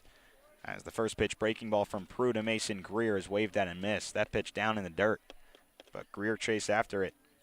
He's 0 for 1 tonight, grounded out to Colden back in the third inning. So now Harris stands on third, trailing by 4 with 2 away in the fourth inning. And the 0-1, another breaking ball. That one bounced in the grass in front of the circle that home plate sits in the middle of, and it's 1-1. Going back to Prue real quick, you mentioned a Dennis native, so making his season debut here for the Commodores about 9 miles away from his hometown, which is pretty cool. Most of these guys from several thousand miles away, but this guy, you don't even have to go double digits, 9 miles. 1-1 breaking ball catches the outside corner for a strike. 1-2 now the count on Greer. Must be nice if any of Paul Prue's family can make it down to some of his friends from home. They don't have to drive maybe 20 minutes to get here. 1-2 pitch. Breaking ball down in the dirt, blocked by French right in front of him. And that keeps a run from scoring with Harris on third. Now the count 2-2. Prue, though, a guy who was added to this team because, like we were saying earlier in this ballgame, Falmouth needed some arms. They needed some people because Commodores kept losing talent but weren't replenishing it. And so Prue, a local guy, pitches at Wheaton College and gets the opportunity here in the Cape. Appeared in 8 games with 1 start at Wheaton this season. And the 2-2 is crushed into right center field. Borfin goes back, or rather Mike Handel goes back tonight in right field, and he makes the catch in the right center field gap. That was just along the fence. And if the hitter, Mason Greer, didn't get under it too much, probably would have gone out for a 2-run homer. But 1 run comes across against Wesley Sweat in the inning, and 2 up and 2 down for Paul Prue in his debut in the bottom of the fourth. We move to the 5th inning. It's 7-3 Falmouth over the Harbor Hawks.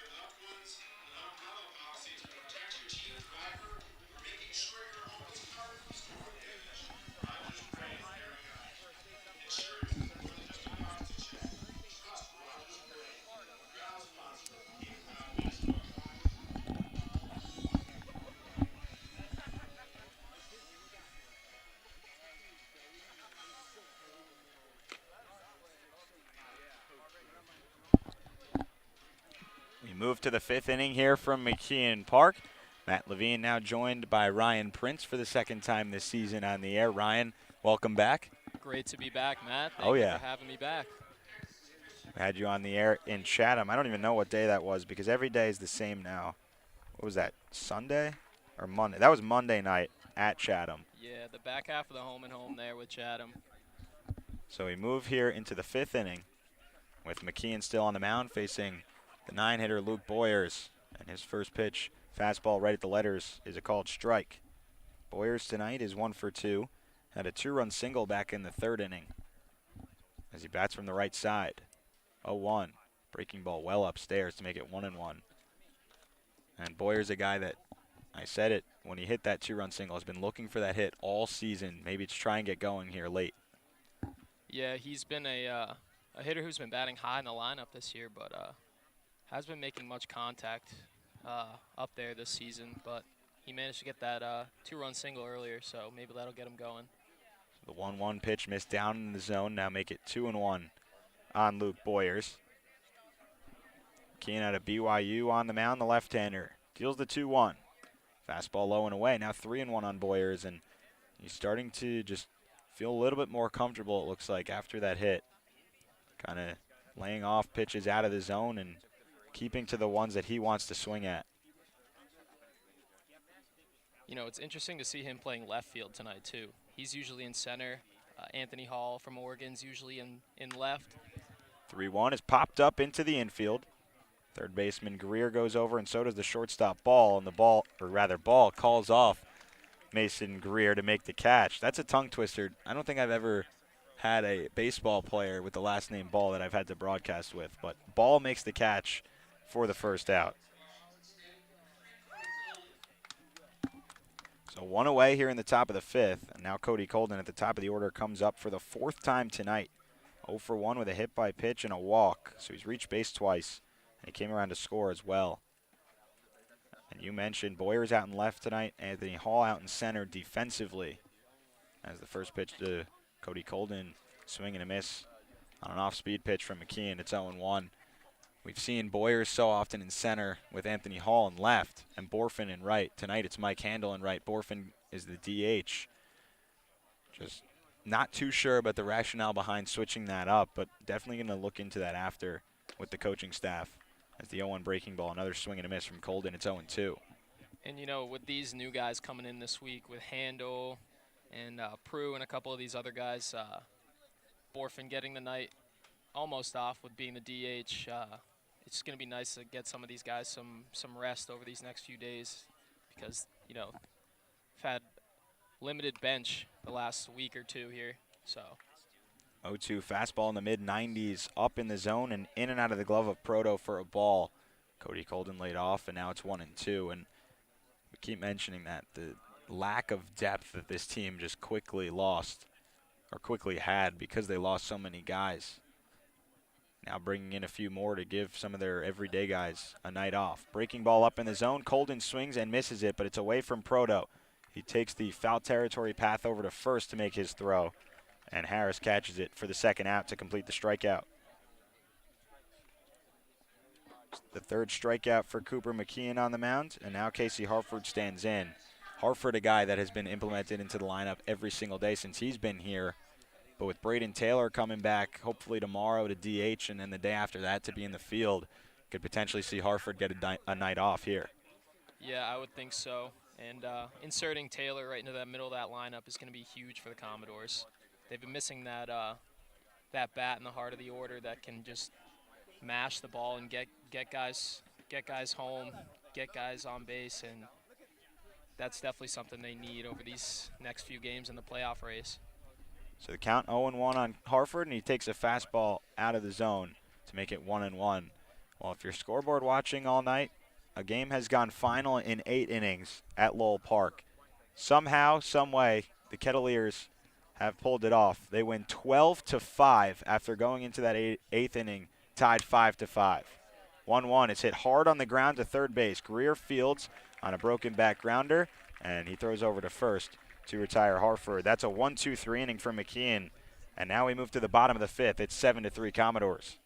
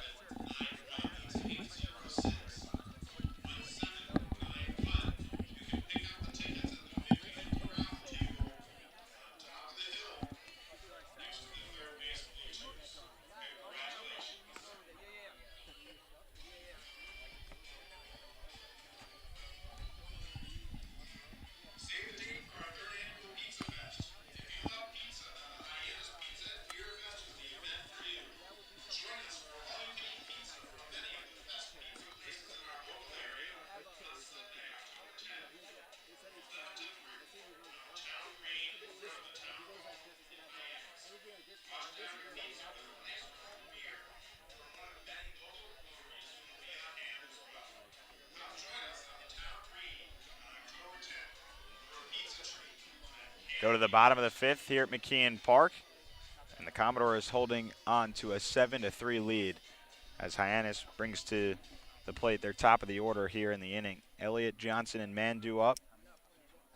This is the third time that Hyannis will go through its lineup tonight, as opposed to Falmouth, which is already into the fourth time around. They've gotten 2 batters up for their 4th plate appearances of the night. Paul Prue out of the windup for the first time, as he starts an inning for the first time. And his first pitch to Elliott, a bunt down the third base side. Curiali charges, tough throw over to first, and he got Elliott by about half a step. Really nice play from the third baseman, Michael Curiali, who read it well off the bat and charged in as hard as he could to make that play, 1 away. That was a really impressive play from Curiali there, a guy who doesn't play third all that often, really showing his athleticism there, making a strong throw over to Armstrong at first for the out. Curiali, a guy we've seen play left, we've seen him play right field, we've seen him DH, we've seen him play second, shortstop, and now third. Maybe we'll see him pitch or catch, I don't know. Little jack of all trades for the Commodores here in 2021 as Dom Johnson takes a first pitch. Curveball in the outside corner for a strike. Seems like Paul Prue has been living on that outside corner, whether it's a lefty or a righty so far in his outing. Another 0-1 breaking ball outside, but just misses for a ball. He's really an off-speed heavy guy, it seems like. Really favoring that curveball here. Curveball and slider guy.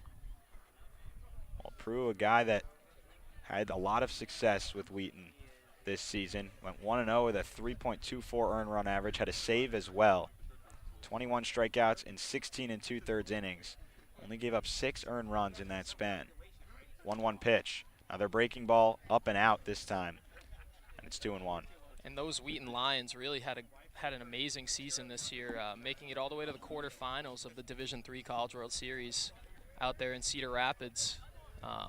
Unfortunately lost to SUNY Cortland in the quarterfinals, and who went on to lose to the eventual champion Salisbury, but still an amazing season for those Wheaton Lions.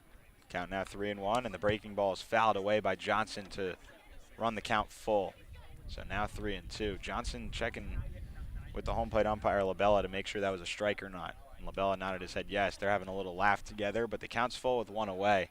And having all that success, now going back home, have some time on the Cape to relax, and then he gets the call from the Commodores, a local guy, to come play.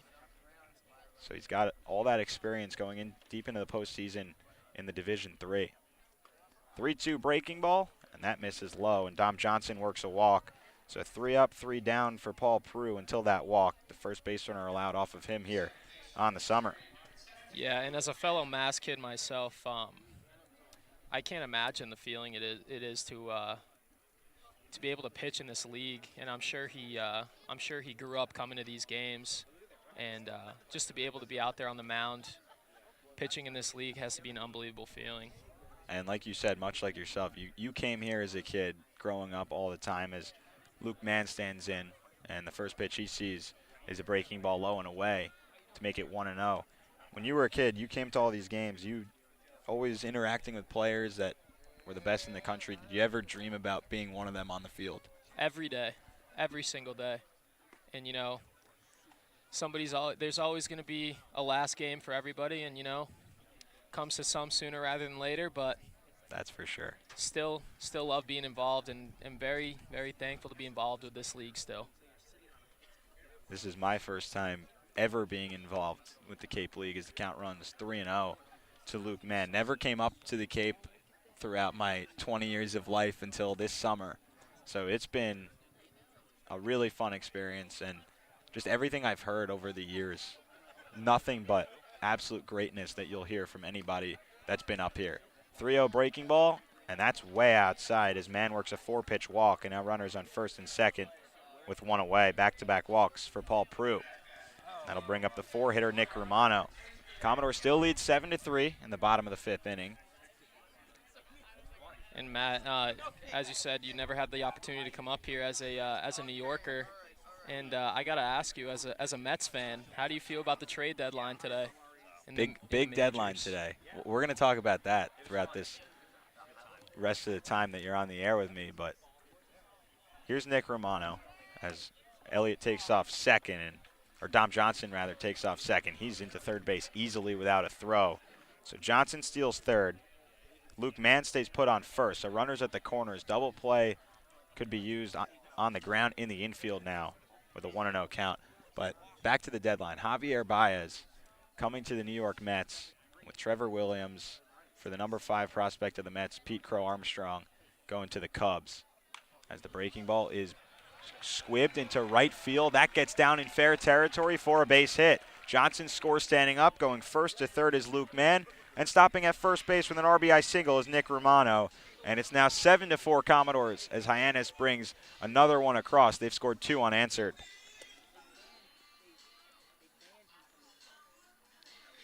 And, that's just a tough hit for Prue there. Does exactly what he wants to do, gets in on the hands, gets the weak contact, and he just happens to squib it where nobody's standing and drives in the run. Just super unfortunate for Prue. See, that's the kind of hitter I was as a player. I never hit the ball hard enough to make something happen, but I'd find those bloopers and find gaps and be successful that way. As Kyle Ball takes a first pitch outside, it's 1-0. So now runners at the corners again. This time it's Mann on third, Romano on first, and 1 away. And back-to-back runs scored by Hyannis makes it 7-4. Now the 1-0 pitch. Breaking ball called a strike to Kyle Ball, now 1-1. And as Prue starts to struggle here in the bottom of the 5th, it looks like Danny Garcia is getting loose down in Falmouth's bullpen. So we might see a change coming soon here. 1-1 is skied foul, and another breaking ball. That goes out of play to make it 1-2. Garcia, a guy that had a Stetson, has appeared a couple of times for the Commodores, another late addition here in the season. But back to that trade deadline talk. Your Boston Red Sox made a couple of moves. Your rival New York Yankees made some moves. So probably the craziest deadline in recent memory. 1-2, chopper over to the shortstop, Casey Harford. That'll get a run in as his only play is to first base, and he retires Kyle Ball. It's an RBI ground out for Ball as Luke Mann comes in to score, and Romano moves up to second, and now it's 7-5. Hyannis quickly back into this ball game. Yeah, and, obviously very excited to have Schwarber come to Boston. A former Cape Leaguer himself, a great catcher for the Wareham Gatemen. Played here for 2 seasons, actually. An interesting story. He grew a relationship with Wareham's old manager, Cooper Ferris. And, after his first season here, he really wanted to come back and play a second season, but turned out the next spring he really turned it on at Indiana, was selected to play for the USA team as Adam Stone was for us this season. And, a lot of these USA guys don't necessarily come back after that's done. Count 0-2 after a couple of breaking balls to Zane Harris. He fouled the second one away. And, Schwarber felt committed to Ferris and the Gatemen and came back and finished out the season with the Gatemen and helped them to a playoff run. So that's a testament to Schwarber's character right there. Well, I'm sure the Boston Red Sox fans are happy to have him. A World Series champion in 2016 with the Chicago Cubs. Went to the Nationals and has been one of the best hitters in Major League Baseball this season. As the 0-2 fastball from Paul Prue sits outside and high to Zane Harris. And now 1-2. I think the Cubs really, this season at least, going full sell mode, selling, or they trade Anthony Rizzo to the Yankees, Javier Baez to the Mets, Chris Bryant to the San Francisco Giants. They pretty much dumped everything that they had from that 2016 World Series. Really solid breaking ball from Paul Prue, strikes out Zane Harris as he whiffs at it. Kind of checked his swing, but then had to go around for the third out of the inning. Hyannis scores 2 in the inning and strands 1 on base as we move to the 6th. It's 7-5.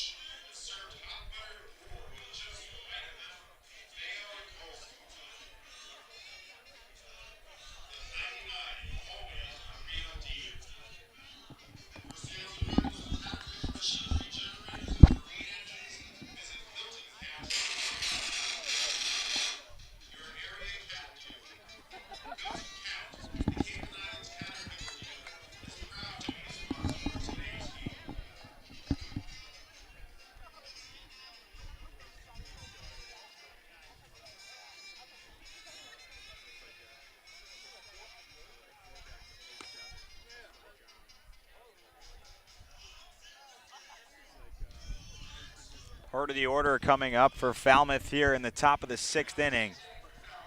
As they lead it 7-5, all of a sudden a new ball game here in Hyannis. As the Harbor Hawks have played 3 in a row, 3 unanswered over the last inning and a half for the Harbor Hawks. As Cooper McKeon, still on the mound, has gone through 2 1/3 so far, just 1 run allowed. And he faces Jace Borfin here, as I'm still joined by Ryan Prince for the next inning. And the first pitch of the 6th, high breaking ball to Borfin as he leaves it upstairs, now 1-0. Borfin singled and scored in the 4th inning. He's still 2nd and 3rd to be able to come in to score on a fielder's choice in the infield. So creating everything he can on the bases, he did in that last inning. And the 1-0 fastball misses low, now 2-0. And like you alluded to, Hyannis sticking around in this ball game, you'd have to think they'd want to play spoiler here for the rest of the way, as they're basically out of the playoff races. Borfin lines one into center field, but right to the center fielder for the first out of the inning.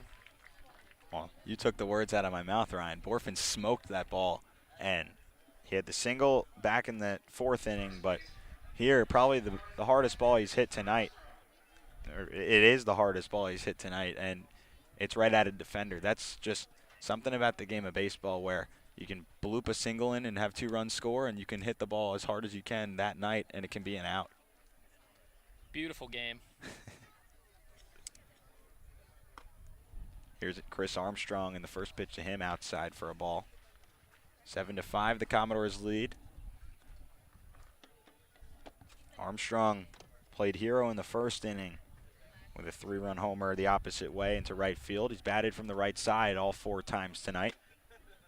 He takes a strike at the knees to make it 1-1. Hasn't been able to bat from the left side tonight, facing only left-handed pitchers. But, which that has been very rare for the Commodores. They faced a lot of righties, and Armstrong's, a lot of his big moments have come from the left side of the plate. His walk-off home run did. He homered from both sides of the plate against Brewster earlier this season, as the 1-1 runs in on him, just getting his feet out of the way to avoid getting hit by the fastball. So he makes it 2-1. But tonight, this is his 4th plate appearance. He's 1 for 3. And he's batted from the right side all 4 times, which I don't know if that's happened yet this summer. McKeon set at the belt, and the 2-1. Chopped over to the third base side, but that's foul all the way, and now it's 2-2. And you know, this Commodores team has been hard to figure out at the plate this year. I talked on Monday about them needing to see more pitches. But they've been super aggressive tonight, and it's kind of worked in their favor, to be honest. You know, 7 runs on 7 hits and error mixed in there for the Harbor Hawks, but you know, sometimes you just can't predict what's going to happen in these games. Well, Armstrong goes down on strikes on a changeup from McKeon as he swings through it for the 2nd out of this inning. And this is a team that I would say the perfect word for it, as some rain has started to come down here at McKeon Park. Hopefully that doesn't affect any play, but I think the perfect word to describe this team is streaky. And we've seen them go on win streaks, we've seen them go on losing streaks. As it starts to come down decently hard here, a little drizzle here at McKeon Park as Anthony Hall stands in. Lefty-lefty matchup in the first pitch, breaking ball well outside. McKeon now with 4 strikeouts on the mound through 3 innings.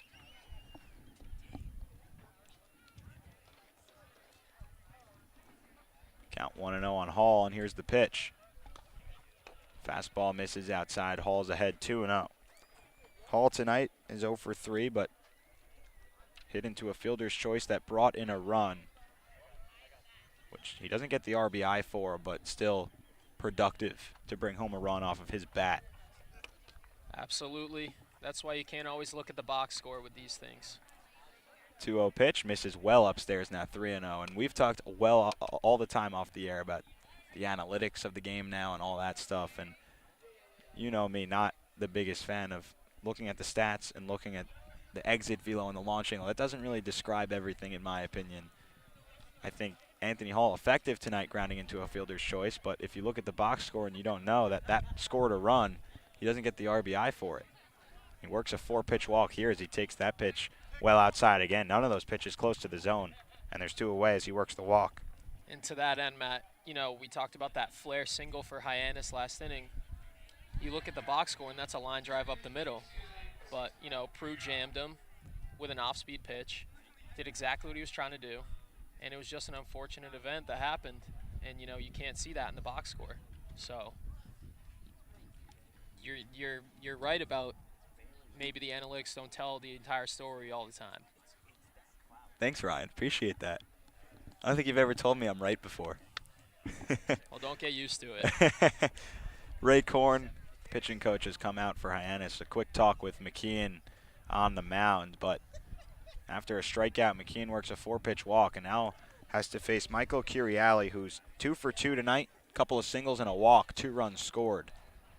Yeah, it's been nice to see Curiali be on the base pass. You know, he's got plus speed out there. He can get in the pitcher's head. You know, might be able to grab an extra base, even an extra run here or there. So definitely a guy you'd want out there 3 or 4 times a game if possible. Has really started to heat up at the plate as a pickoff attempt almost goes over the head again of Harris at first, but he's able to come off the base to catch it. So Hall's back in standing up. 2 away here in the top of the 6th inning. 7-5 lead for the Commodores. And the first pitch to Curiali as Hall takes off. Swing and a miss at the fastball. The throw down from Proto, and the tag there from Mann doesn't even touch Anthony Hall, so he steals second base. McKeon's been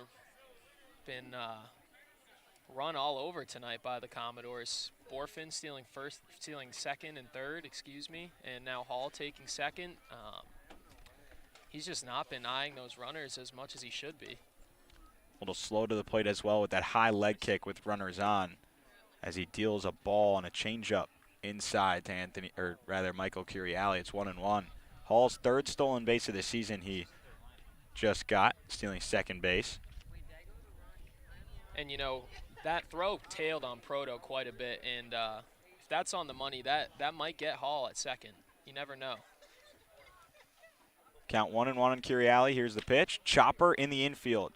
Over to the left of the mound, or his right, is McKeon. That was a chopper almost over his head. He fields it, the pitcher does, and just turns and throws over to first for the out. So the Commodores get a 2-out walk from Anthony Hall, and he gets stranded on second after stealing second base. We move now into the bottom of the 6th inning, and the Commodores still lead 7-5.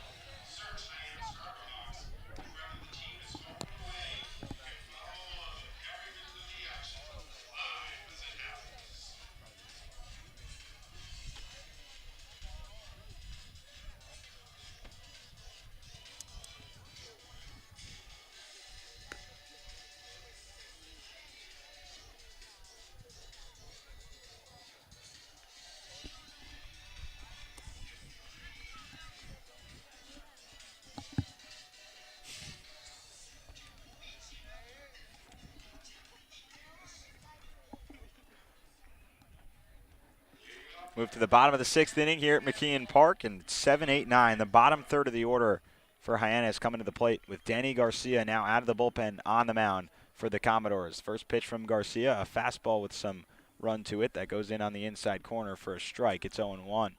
7-5 Commodores lead as that drizzle that happened moments ago has pretty much subsided. And an 0-1 breaking ball makes it 1-1 down in the dirt. Garcia making his third outing of this season, has an 0-1 run record, a 9 ERA. That doesn't really tell the story too much as he gets a swing and a miss on a fastball to make it 1-2. Against Bourne, he gave up that walk-off home run to Colby Thomas, but he pitched an inning in that game, got 3 guys out, and then Thomas was the next guy. And the 1-2 was smoked foul down the right field line. But he got the last out of the bottom of the 8th. He got the first 2 outs at that bottom of the 9th and then gave up that home run. So he pitched 1 inning and gave up a run there. And then he pitched 2 innings at Katuitt in his last outing on July 24th. Gave up 2 earned runs on 5 hits. So has been hit around just a bit as the 1-2 breaking ball down in the dirt gets a check swing from the hitter Proto. And the appeal down to Dan Henry at first. Henry says he went around. So 1 out and 1 strikeout here tonight for Danny Garcia. Going into the later stage of this game, Matt, this is definitely a game that Falmouth needs to hold on to if they want to be competitive. If they want to stay competitive in this playoff race after Katuitt, you know, blowing out Wareham. Another game that maybe that score doesn't tell the whole entire story of the game, but Katuitt wins nonetheless and stays ahead of Falmouth. So they definitely want to hold on to this one. Count 0-1 on the hitter Hardigan, and he grounds one hard up the middle past the second baseman Colden and into center field for a base hit. Took a hard turnaround first, but he'll stay there as he just retreats back. So 1 out, and now the first hit off of Danny Garcia for Mitch Hardigan, his first hit of the night.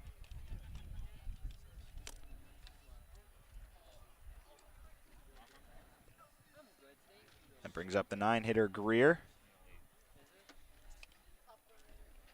And with Katuitt defeating Wareham 12-5 tonight, which is just absurd, and we'll get to that as Garcia deals out of the stretch for the first time. A strike up in the zone on the outside part of the plate. It's 0-1. 12-5, but it was 5-5 going into that 8th inning. And because they scored 7 runs in that 8th inning, the game got called after that due to darkness. I mean, that's just heartbreaking for Wareham to give up that many runs, and then once you get the 3rd out, that's just it. You can't even come back in the top of the 9th to try and do anything. And you'd have to think that with a Falmouth win here and Katuitt beating them, Wareham's kind of falling off here with Falmouth and Katuitt separating themselves as the final 2 horses in this race. Pickoff attempt over to first to get Hardigan, but he's diving in safely. Count 1-1 with 1 away here on the hitter Greer. And tomorrow night, Falmouth hosts Katuitt. And then on Sunday, Falmouth heads to Katuitt at 4:30, a little matinee, their first of the year, the Commodores. The 1-1 pitch from Garcia. Change up on the inside corner for a strike. It's 1-2. So really, if the Commodores hold on to this game tonight, they go into Katuitt down a game in the standings essentially. Or they host them tomorrow down a game in the standings. Another pickoff attempt for Garcia, but back in safely is Hardigan. So essentially tomorrow night, if Falmouth wins this game, face Katuitt at home. If you beat them, you're back in second. If you lose, you're going to have a harder time, as that'll be a 2-game separation, and it just gets harder from there. 1-2 is grounded over to the right side. Colden flips to second to Harford. His throw over to first is in time for a tailor-made inning-ending double play. Ryan, thanks for joining us tonight on the air as an inning-ending double play off the bat of Mason Greer, turned by Colden, then Harford and Armstrong gets the pitcher Danny Garcia through his first inning of work in the 6th inning. We move to the 7th. It's 7-5. Commodores looking to hold on to this lead.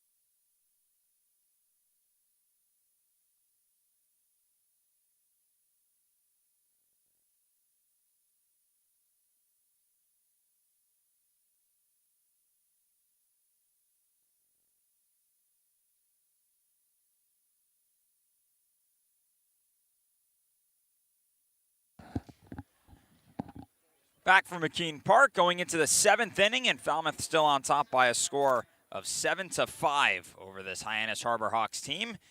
And Cooper McKehan's day is done on the mound after 3 1/3 innings and 3 hits, just 1 run allowed. He's done, and Angus McCloskey takes over for him. Coming into tonight out of Pace University, McCloskey on for his 9th time out of the bullpen this summer, and he'll face 7, 8, and 9 here in the 7th as the first pitch to Mike Handel is chopped over to the right side on one hop, fielded by Zane Harris, and he taps first base for the first out of this inning. So 1 pitch, 1 out for McCloskey. He comes into the game just trying to keep Hyannis within scoring range here in the last third of the ball game. Well, some of these Cape fields have just such a hard surface right in front of home plate. We'll see choppers that just skyrocket. They don't really take too many chops. They just go 1 in the ground, and then it's a long hop over to any of the fielders. That one, it tapped right in front of the plate and then goes all the way into the glove of the first baseman, Harris. It doesn't get easier than that.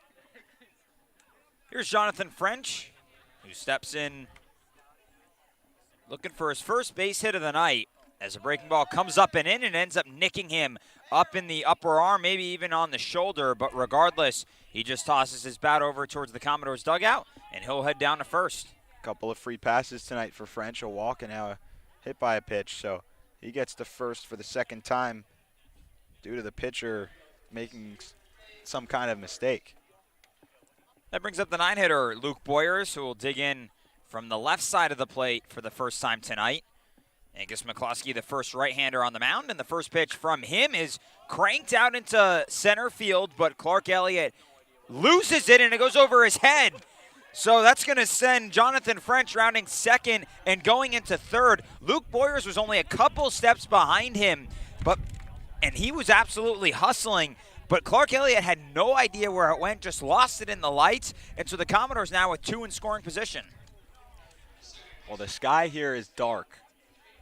Behind home plate's where it's lighter, so that's where the tougher read for the center fielder comes. But when you look at our view, looking out towards the outfield, the sky is darker with darker clouds of that drizzle we had. Behind it, though, is when you're looking at home plate, a little bit of a lighter sky. So that might be where the trouble came for Clark Elliott to locate that ball. But it's a double for Luke Boyers, and his 2nd hit of the night. He already has 2 RBIs. He's really starting to come into his own later on in the season. Back to the top of the lineup here for Cody Colden, who takes ball 1 down low. And for those of you scoring at home, they're going to give Boyers a double on that hit. So despite the fact that Elliott couldn't find it, gets credited with the base knock for his 2nd base hit of the night. So he's aboard. Jonathan French stands at third, and the Commodores in business here with just 1 gone in the top of the 7th. McCloskey comes set, and the pitch home to Colden ripped the opposite way, and that's going to be a fair ball down the right field line.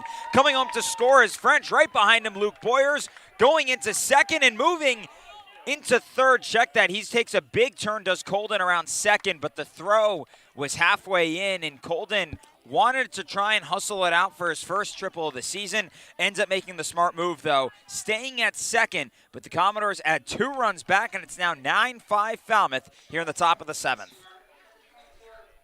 Back-to-back doubles for Boyers and Colden. That's why Boyers in the 9 spot, I think, is really good. He's the 2nd leadoff hitter almost. Gets on base a lot and gives it back up to the top of the order. And Colden, again, just continues to put the barrel on the baseball, and he finds a result finally again for him, a 2-run double. And the first pitch that Hartford sees, he rips over the head of Kyle Ball, and that's going to drop into left field. Rounding third and coming home to score is Colden. Holding at first is Casey Hartford, who has his first base hit of the ball game. Make it now 10-5 Falmouth here in the top of the 7th as the Commodores bats just continuing to produce hits. Well, it started with a free pass for Jonathan French, and Ray Korn out of the dugout again. The pitching coach comes, but it was a 1-out hit by pitch off Jonathan French. Then Boyers doubled, Cody Colden doubles, and then Hartford on the very next pitch rips a single into left field. They're hitting to all fields, and they're getting all kinds of results right now, putting the barrel on the baseball off of McCloskey so far. So we've only been in this inning for a few minutes, but Falmouth is attacking early on McCloskey, and that's giving them the success, leading this to be quick at-bats and quick results for Falmouth. But, hey, the Commodores will take it any way that they can, as everyone's going to go back now towards their respective positions. Going back towards the dugout. Proto back behind home plate. And McCloskey still on the mound here. One gone. Got Mike Handel to ground out on the first pitch he saw, and ever since it's been all Falmouth here in this half inning as Jace Borfin digs in for the 5th time tonight. Looking for his second base hit of the night. And the first pitch he sees, he lines down the left field line, but it's going to hook foul and land just past the Hyannis dugout beyond or down in the left field foul territory. So Borfin behind in the count now at 0-1 with Casey Harford off of first. One gone here in the inning. Falmouth already with 3 runs plated here in the 7th inning to extend their lead now out to 10-5. And the 0-1 pitch to Borfin. He hits down on the ground to the second baseman, Luke Mann. And Mann with a throw over to first in time for the second out of this inning. Moving up towards second is Casey Harford. And so he moves into scoring position now with 2 gone.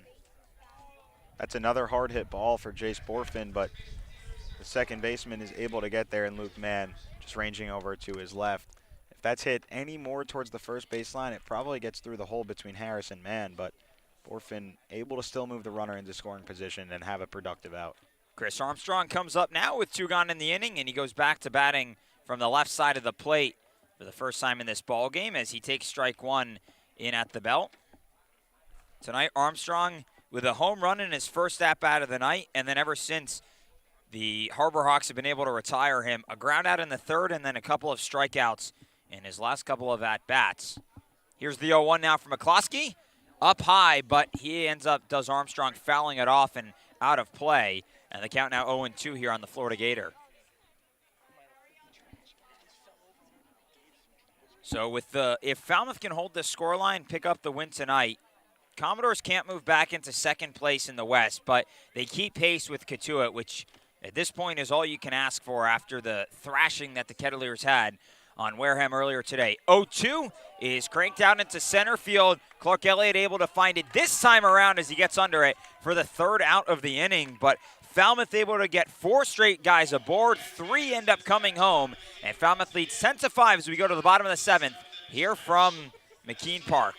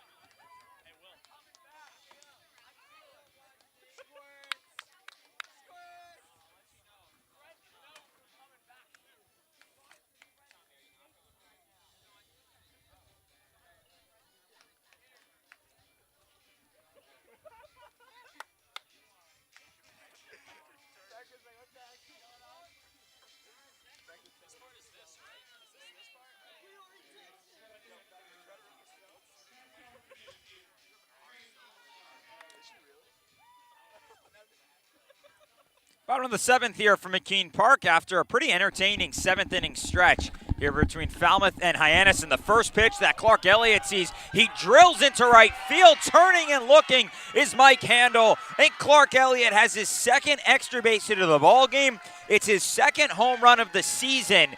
And right after, Falmouth picked up 3 runs in the top of the 7th on 1 swing in the bottom of the 7th. Clark Elliott makes it a 10-6 ball game.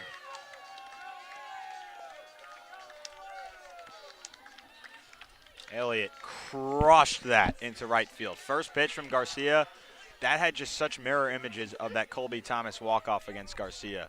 That one pitch, and it's just smoked out over the fence. That's as much as a no-doubter as it gets for Clark Elliott. His 2nd home run, but he continues to just hit. he's got an RBI double tonight and a run scored, and an RBI or a home run now too. So I guess he makes up for that, the fact that he couldn't catch that fly ball because he lost it in that last half inning. So he makes up for that, getting a run right back. So that brings up the two-hitter, Dom Johnson now. Here against Danny Garcia, and the first pitch from Garcia to him is fouled into the pole just to our left. Some netting around it, and one of our interns, Kayla Bueno, who is standing looking at her phone, absolutely stunned on that pitch. That's no bueno for Kayla. You're funny, Matt. Here's the 0-2 to Dom Johnson, and it's put on the field or on the ground over to Hartford at short. The throw across forces Armstrong to have to stretch, but they end up getting Dom Johnson out at first for the first out of the inning.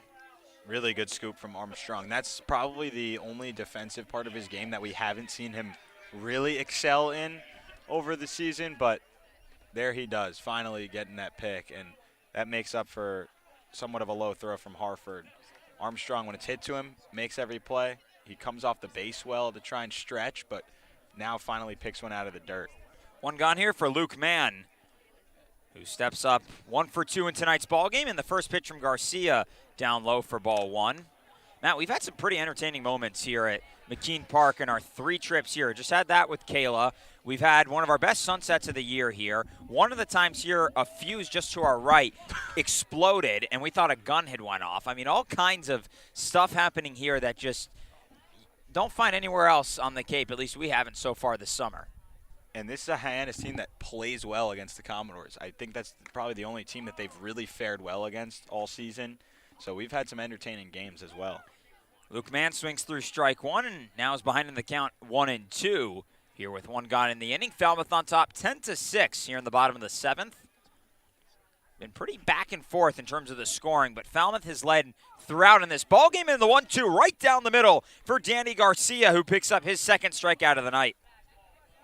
Well, Garcia, after that home run, has bounced back well. This is something we didn't get to see when he gave up that walk-off because the game ends right then and there against the Braves. But tonight, gives up that home run. Now we get to see how he responds to that adversity, which led off the inning here in the 7th. He gets 2 straight outs after that. So really starting to settle in after that. Here's the cleanup man, Nick Romano, and the first pitch to him is in at the knees for a called strike. Romano tonight is 1 for 3, singled and plated a run in his last at-bat in the 5th. And Garcia working quickly as the 0-1 pitch is hit down the third base line. Curiali stuttered to it and ends up getting right past his glove, and coming over into foul territory is Boyers to field it, but in at second is Nick Romano with a stand-up double. His second base hit of the night, his first double of the ball game. Unless they give that as an error to Curiali, we'll see how it's scored. But regardless, Romano is in at second. Well, I think that's a play that the ball took some spin towards the line. And Curiali probably could have backhanded it and would have had a tough throw, but he went at it almost like an outfielder charging in. If a single's hit to center field, for example, you'd see Anthony Hall charge in, field it just right out in front of him, and then make the throw. That's kind of what Curiali did, but he couldn't come around the baseball enough to get it in his glove. Kyle Ball fouls the first pitch into the backstop, and they end up giving Nick Romano a double on that ball. So Romano has his 4th double of the season, his first extra base hit of the ball game, and he stands at second with Kyle Ball now behind in the count 0-1. Garcia comes set, a look back towards second. And the delivery now for the right-hander is put again over towards third. Curiali with a long throw across the diamond, but it's in time for the 3rd out of the inning. So despite a home run from Clark Elliott and a double from Nick Romano, just 1 run comes across in the inning, and we move to the 8th. It's 10-6 Falmouth here in the final meeting of the year against the Hyannis Harborhawks.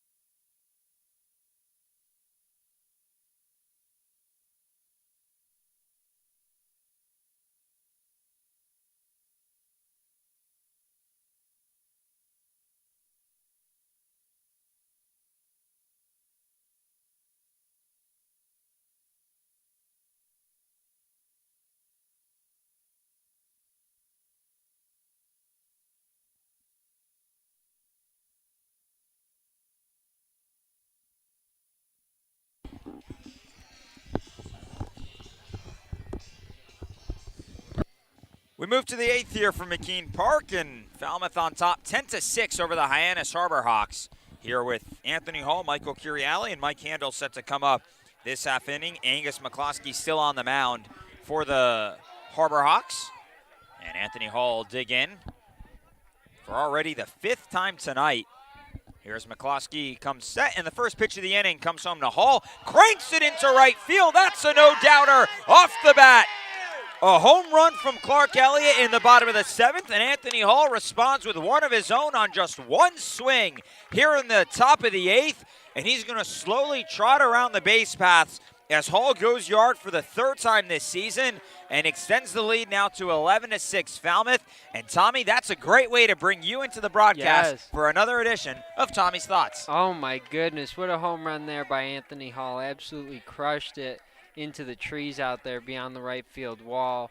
And yeah, you said 11-5 Commodores now. Big night for the Bats. 11-6 Commodores. Oh, 11-6. Sorry about that. All good, Tommy. Michael Curiale digs in now. This game has, despite Falmouth being ahead by a good margin for about the entire contest, it's been quite entertaining as Curiale takes ball 1 down low.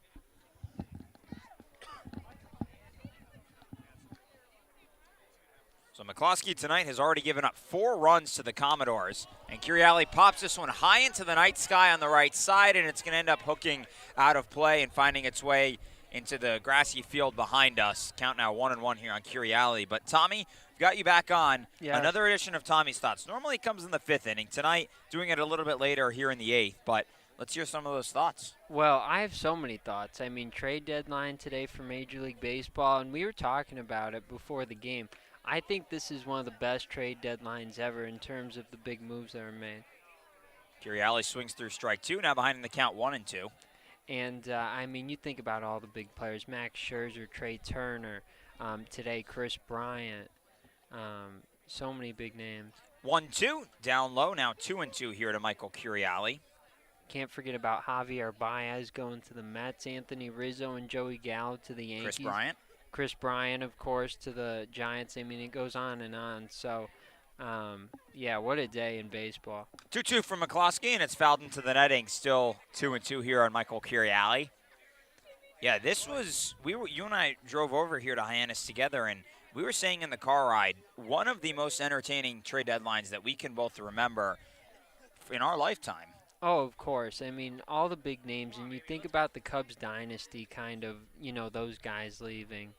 2-2 to Curiale, softly put in play over to the left side. McCloskey off the mound, strong throw over to first, and it's just in the nick of time to beat out the UCLA Bruin for the first out of this inning. And, you know, everybody knows the story with the Cubs, that big drought, and then it was Rizzo, Baez, and Chris Bryant that really were the big names that helped break that drought.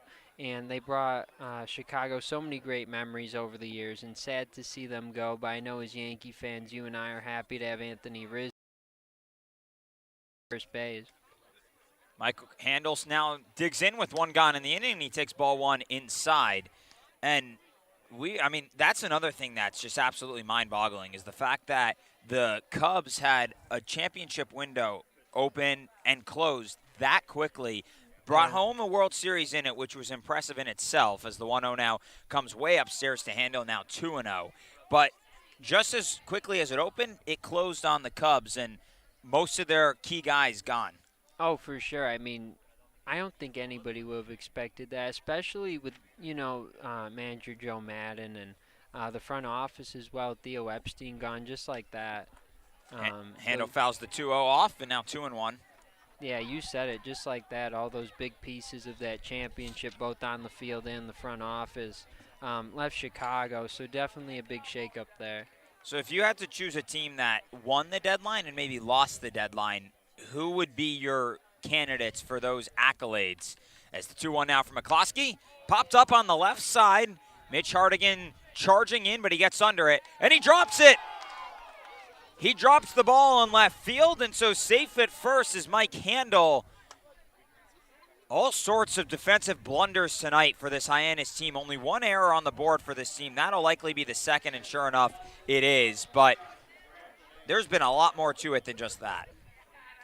Yeah, so for winners and losers, I think an obvious one is the Los Angeles Dodgers, of course. I mean, that's just incredible. You take a look at that team. Max Scherzer into that rotation along with Trey Turner into the lineup, and they have Corey Seager already at shortstop, um, which it's hard to believe how many big pieces they have on that team. So I think they are the clear winners. I think the Yankees are winners as well. And then I think losers, the Rockies, they didn't get rid of Trevor Story, which I know we talked about that as well.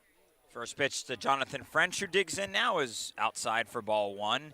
It was amazing how little the Rockies did at the deadline, considering that they had all sorts of candidates who could have brought in prospects to that team. A team that has not been relevant for a while as the 1-0 comes home to French outside now 2-0. But instead, they do absolutely nothing at the deadline and are still sitting there with the same guys and no future prospects that, make significant noise. Another throw over to first, Handel back in safely with a head-first slide. I'm with you, Dave. I mean, it's disappointing because you think about what they could have done, and it's not likely that Trevor Story would re-sign with them, especially given, how much money they have in the organization.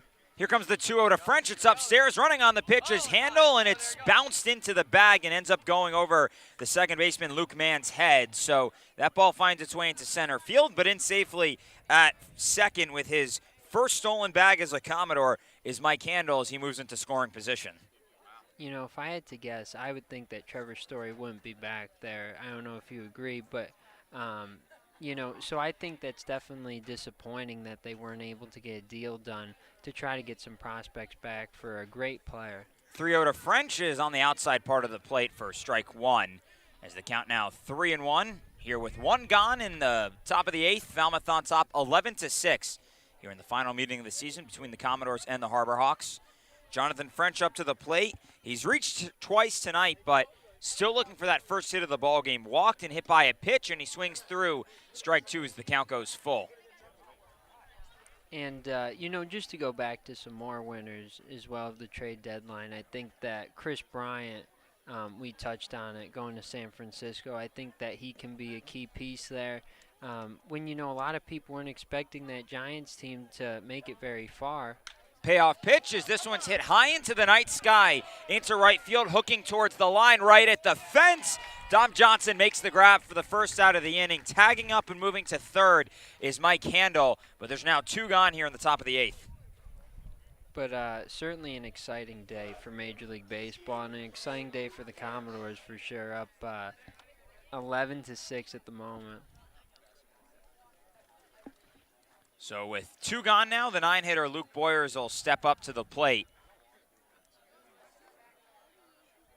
Boyers in tonight's ball game, a single and a double, 2 for 4 at the plate, and is hitting now from the left side here against the righty McCloskey as the first pitch from the right-hander is outside for ball one. Standing at third is Mike Handel after tagging up from that pop out by Jonathan French moments ago. The 1-0 now. Comes upstairs, 2-0 here to Boyers. So what are some other thoughts you have? Let's think. Well, we touched on the Yankees. I think that adding some powerful bats to the lineup will certainly help. The Yankees are known for their power, and it hasn't shown this year. 2-0 to Boyers, inside now, 3-0. So I think those are two big additions. I think that Joey Gallo, his contract as well, considering that they have him for another year, I think is very important. And, just going back to the day as a whole, it really shakes up the league, these moves. 3-0 way inside as Boyers has to turn away from the pitch, and a 4-pitch walk is worked there by the 9-hitter as we go back to the top of the lineup. And I saw somebody tweet, I want to get your thoughts on this, that could this be like the beginning of a super team era in baseball with the Dodgers? I mean, that's one of the most dominant rosters I've seen personally, especially with the additions they made. And they were already, an incredible team. So what do you think? Do you think we're going to be transitioning kind of into a super team, what we're kind of seeing in the NBA over the past 5-6 years? I hope not, and I think especially because you talk about in the NBA some of those, quote, super teams that we have. Yeah. But regardless, even though there are those super teams, every year it feels like you have a different team competing for the championship as the first pitch to Cody Colden comes in low for strike one. But even though you have star-studded teams, they don't always make it as far as people expect, and then you have other teams come in. So despite the fact that the Dodgers have all that talent, I still think that baseball is not at that point yet. I hope it doesn't get to that point because it takes away from some of the fun of the game and everything. Yep. Especially if it makes the playing field a little less even. But I do think that you look at the NL West alongside the Dodgers, and 1-1 put in play over to the left side. Backhanded by Greer. Strong throw across the diamond, but it's one hopped into Zane Harris, and he can't handle it. 1 run scores in Handle, and Luke Boyers will move from first to third. Going into second off of the missed play by Harris is Cody Colden. And so make it now 12-6 Falmouth here in the top of the 8th. Commodores just keep adding on. But you look at the NL West, and you've got the Giants, the Padres, the Dodgers. Mm-hmm. And I wouldn't classify either the Giants or the Padres as super teams. They have star-studded talent on those teams, but I wouldn't characterize them as super teams like the Dodgers, and they're still competing for the division. They certainly are. I mean, it's very competitive, and that was kind of a surprise that the Padres didn't get as many deals done as some expecting. First pitch to Casey Harford in for called strike. Now 0-1 on the shortstop. And yesterday there were rumors that Max Scherzer was headed to San Diego, and obviously that didn't end up happening, going to their rival. 0-1 hit back up the middle, backhanded by Luke Mann. Throw over to first, backhanded by Zane Harris, and safe at first is Casey Harford as the first base umpire. Dan Henry says that Harris was off the bag, so make it now 13-6 Commodores. This game just continues to get blown more and more as Falmouth has plated 3 runs this inning, 6 over the last 2. And a lot of this has come with 2 outs here as Jace Borfin steps up. What a game for the Commodores, 1 inning. Jace Borfin takes ball 1 from Angus McCluskey. Nice to see the bats going, considering last game only put up a run. Big offensive performance today. And here's the 1-0. Borfin swings through it, now 1-1. But yeah, man, the NL West is going to be quite the battle. I'm so excited to see who ends up winning that division and which 2 of those teams likely end up in the wild card game. For sure. I definitely think that 2 will come out of the West there. 1-1 way upstairs now, 2-1 on Borfin. But what a surprise. I mean, to have the Giants there and to really be going all in, getting Chris Bryant. You think about all the veterans that team has as well. Some are on the IL currently, but it's quite the team. Borfin swings through strike 2, and now the count's even at 2-2.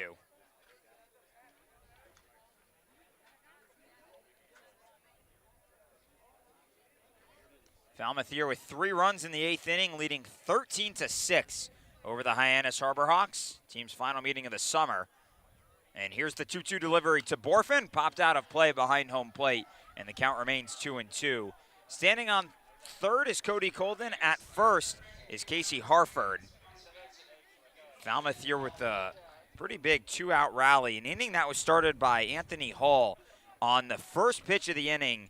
Went deep to right field for his 3rd home run of the season as the 2-2 down in the dirt. Bounces away from Proto, but able to track it down. No advancement from Colden on third. Count now full here on Borfin. That swing from Anthony Hall feels like it was a lifetime ago. It does. It led off the inning, and big home run for him, and really got this offense going in this inning. They've scored 3 in the past 2 innings. Here's the payoff pitch to Borfin. Inside as he has to scoot out of the way from it.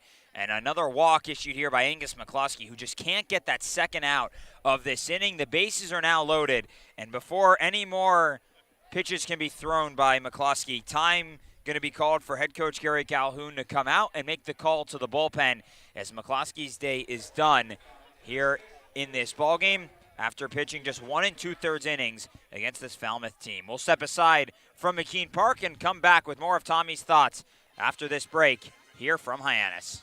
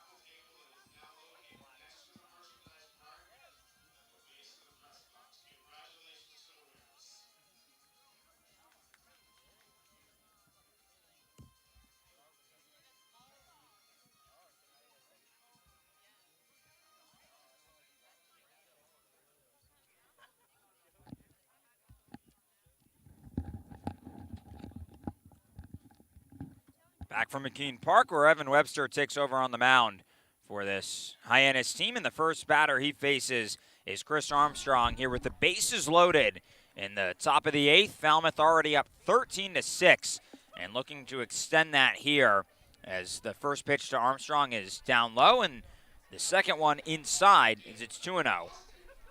Armstrong with a home run earlier today. Led off with a laser to right field, so he got the Commodores going with a 3-run first, or it ended up being a 4-run first, but got him up 3-0 early on. Armstrong fouls the 2-0 into the netting behind home plate, now 2-1. And a correction, Austin Brush, the pitcher for this Hyannis team.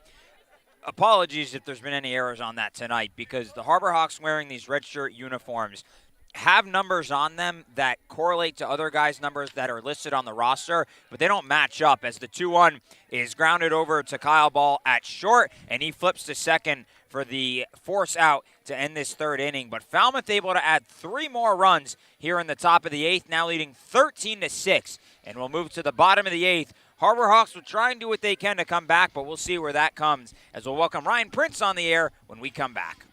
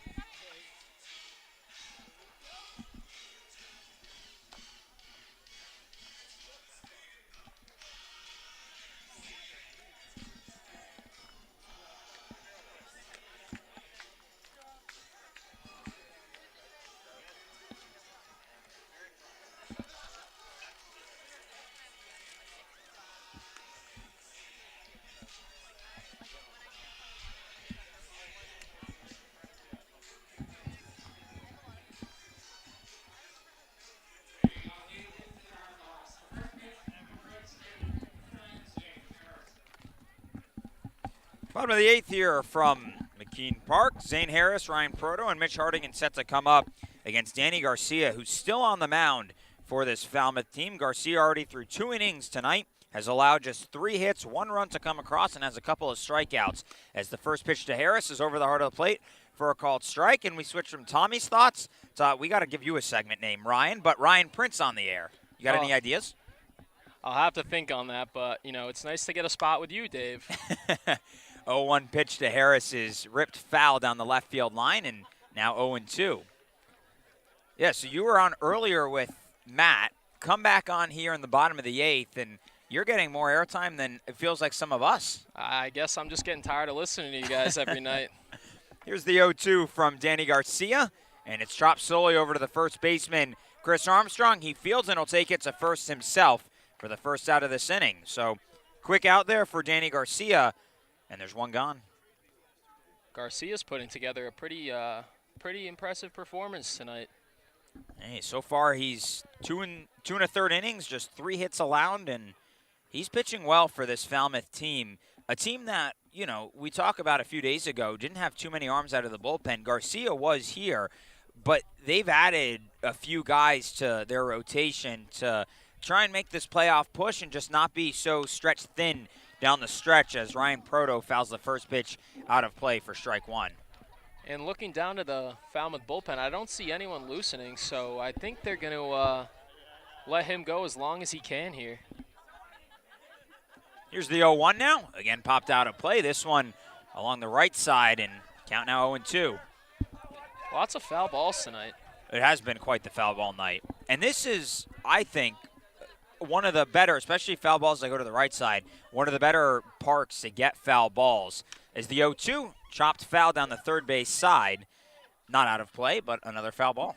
Yeah, every time we're here at McKean Park, there seems to be quite a few kids playing the foul balls here behind home plate to the right side, just standing back there with gloves waiting to catch.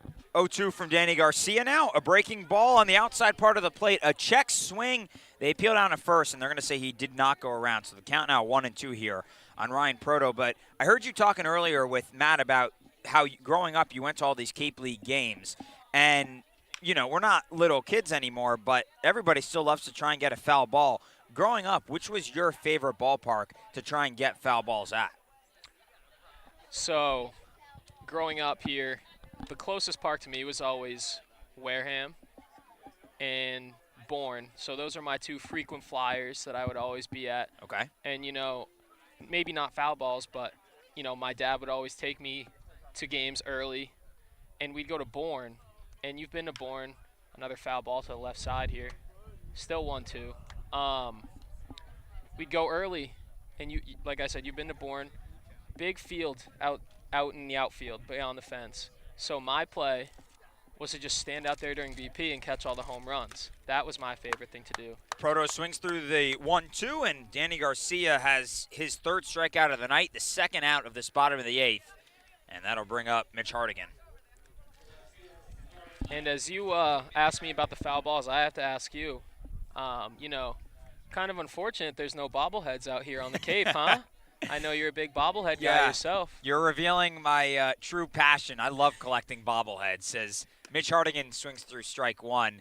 Yeah, we've been up here for a little over 2 months, and I've gotten 4 bobbleheads while being here, 2 from Fenway Park and 2 others that I found online that couldn't find anywhere else. Is the 0-1 and now 0-2 after another swing and a miss from Hardigan. But a free bobblehead at a baseball game is one of my favorite things.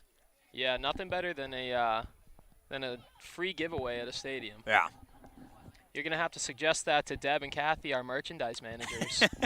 0-2, and Mitch Hardigan swings through it. And on 3 pitches, Danny Garcia ends the inning. A 1-2-3 inning worked here by the pitcher. Just the second time tonight that a Commodores pitcher has dealt up a 1-2-3 inning. But we move to the 9th. It's 13-6. Falmouth here as we go to the final frame from McKean Park.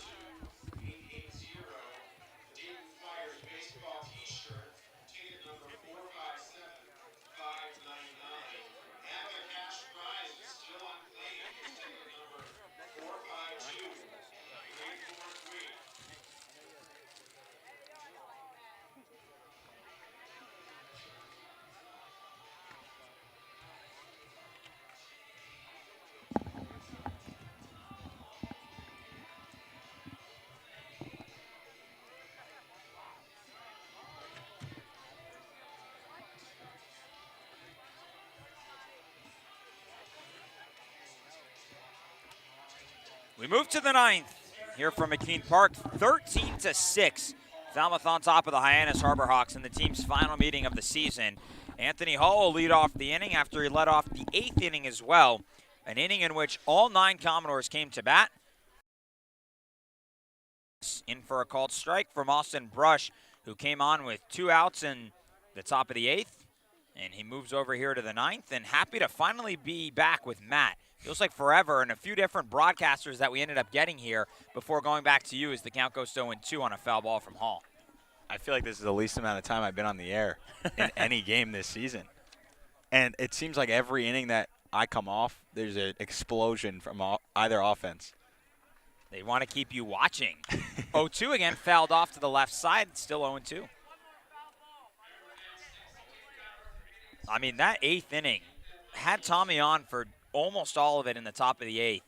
And the first couple of times I've been on the air with Tommy, the innings speed through. It's a 1-2-3 inning, can't talk about anything. That inning we talked about everything as the 0-2 is ripped through the right side of the infield, and Anthony Hall is on for the 4th time tonight, his 2nd base hit of the ball game, and he's on first to lead off the inning. Well, Anthony Hall now has an 8-game hitting streak. He has 12 hits in that span, 4 doubles, a homer. He's got 5 runs scored in that span, 5 RBIs as well, and just 3 strikeouts over that 8-game hitting streak now. Has really started to swing a hot bat. Michael Curiali normally would be due up, but pinch hitting for him is the new guy, Cameron Buford, who just joined the team on Wednesday, and he takes ball 1 down low. Buford out of Grambling State, where he just finished up his sophomore year, and the 1-0 he pops out of play behind home plate, now 1-1 here to the right-handed hitter.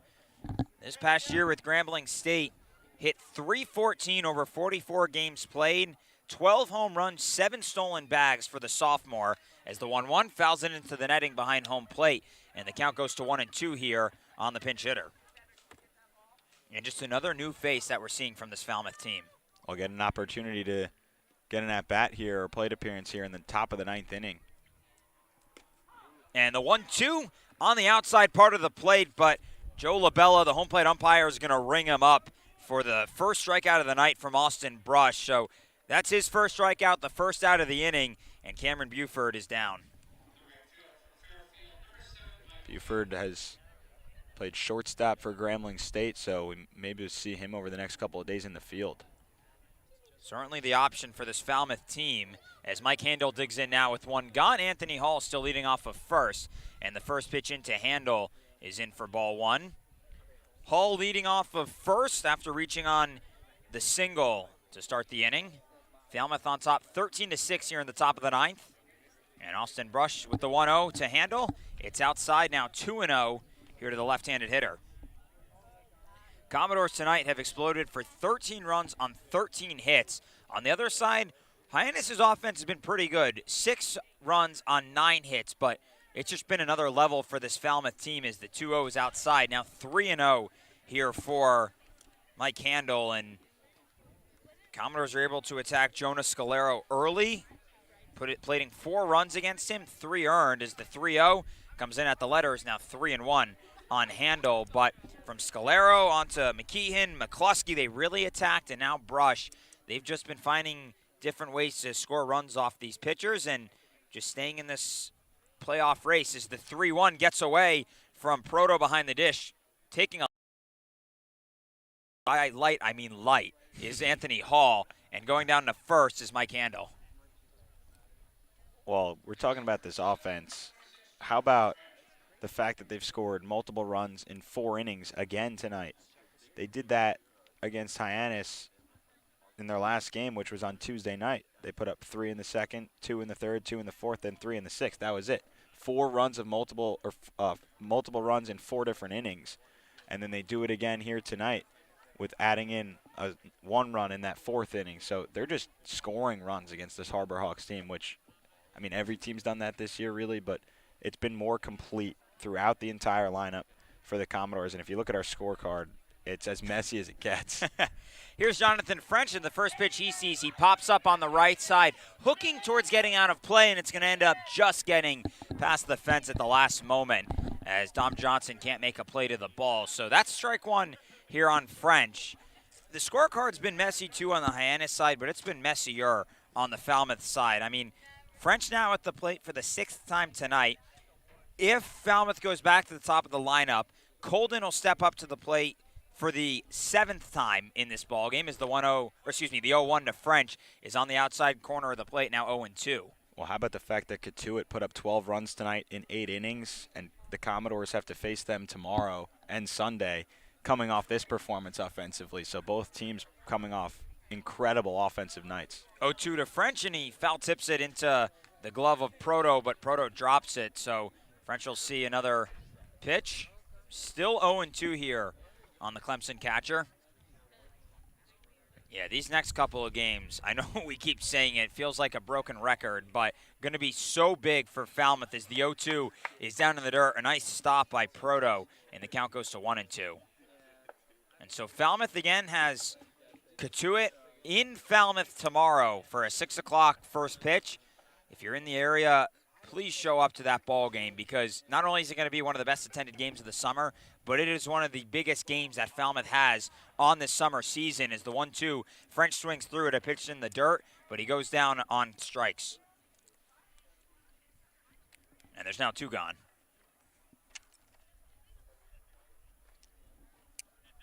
That brings up the 9-hitter, Luke Boyers now, who has reached 3 times tonight, a single, a double, and a walk for the TCU hitter.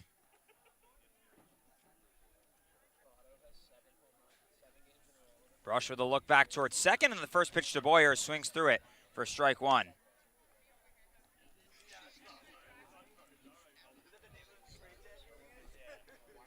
So officially Boyers tonight 2 for 4 at the plate. Standing in here with an 0-1 count, and Anthony Hall leading off of second. Leading off of first is Mike Handel, and the 0-1 is up and away, now 1-1 here on the Commodore hitter. Joey Raphael is now in center for this Harbor Hawks team, coming in place of Clark Elliott, as the 1-1 pitches outside now 2-1 here to Boyers. What game, if you had to choose a single game that you're looking forward to over these next 5, not including tonight, which one is the most you're looking forward to as Boyers evens up the count at 2-2? I would say either of the 2, tomorrow or Sunday. I can't choose between either of them, but Catuit is a team that the Commodores played well in their last time. Other than that, it's been tough at home. So as Boyers pops that one into right field, that goes out of play. So that'll be a foul ball. But the Commodores have not beaten the Kettleers at home yet. They're 1-0 at Lowell Park. So I'll say tomorrow's game is probably the most anticipated. If you can go out there and grab that first win at home against Catuit, you give yourself that much better of an opportunity to come in the next day, pick up another win, and then be right back in second place. And we've heard from these Commodore players that playing at home, having the fan support behind you, just gives them that much more energy, as the 2-2 pitch is outside and the count now full here on Boyers. So they get that energy, and they can turn that into a win tomorrow. They would go above Catuit in the standings and sit at second in the playoff race as the payoff pitch is fouled into the netting, and the count remains 3-2. And Wareham, mind you, is not eliminated yet, but they've lost a couple as of late, and it just feels like they're starting to slowly shrink out of the playoff race. Well, when they lose to a team that's also in the race, that just creates even more just separation. 3-2, a check swing from Boyers, but he's able to foul it off into the netting again, and count remains full. Boyers checked his swing. I think his knees buckled as well on that pitch. Was expecting something else and then just tripped down and almost fell backwards. Came up laughing. That's just what you love to see when you almost look funny. It's funny to laugh at it, if you laugh at yourself at least. Especially in a ball game here where Falmouth is ahead by 7 here in the top of the 9th.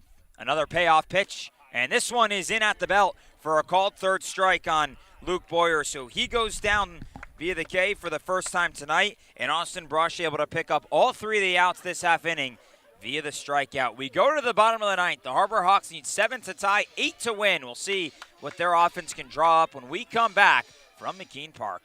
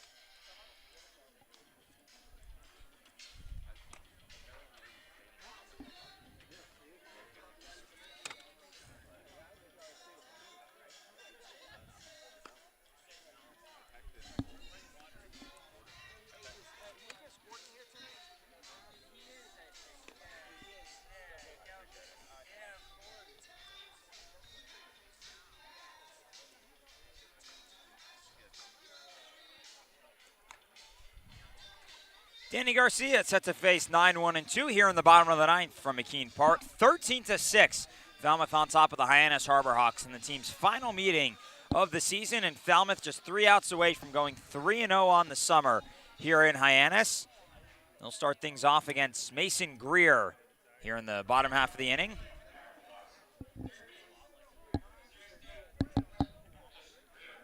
Cameron Buford still in, or moves into the ball game, playing at third now for the Commodores in place of Michael Curiali as he came in as a pinch hitter in the top half of the inning. And the first pitch that Mason Greer sees, he hits the opposite way on a line into left field, and that's going to drop down for his first base hit of the ball game. And he stands at first now with a leadoff single.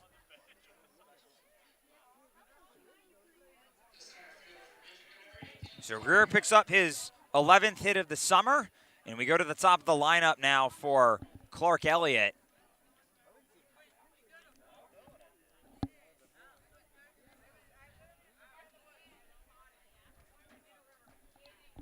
Elliott tonight with a double and a home run. He's been a big piece of this offense for the Harborhawks as he takes strike one on the outside part of the plate from Danny Garcia.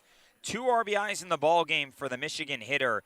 He now has 7 RBIs on the summer, and I've said this before, but the best hitter in the CCBL this year. Garcia with a look over towards first, and the 0-1 delivery home is up and away. Count goes to 1-1 here on the left-handed hitter. So Falmouth just needing these 3 outs to lock up this ball game.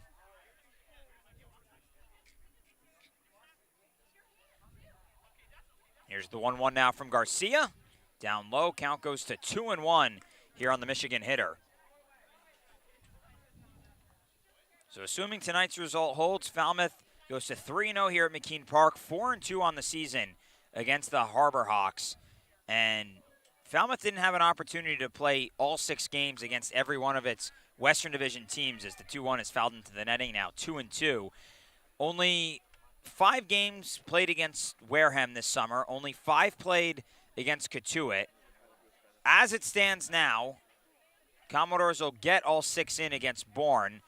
Team's final meeting coming next Wednesday in the final regular season game of the year. But getting all 6 in here against the Harborhawks is the 2-2 on the outside part of the plate. And a late call by Joe LaBella, but he rings up the leadoff man for the first out of the inning. That's the biggest out of this 9th inning. You strike out the leadoff hitter, Elliott, who is the best hitter in the league, as we keep saying all night, has the best average up to this point in the league. And now you get your first out of the 9th inning with a runner on first. And now it continue through that top of the order. But once you get that first one, it's that much easier with this big of a lead here in the 9th. 1 gone for the 2-hitter, Dom Johnson, who's 1 for 3 tonight. Reached on a walk as well in the 5th. First pitch from Garcia home to Johnson is in at the letters for a called strike on the Kansas State hitter.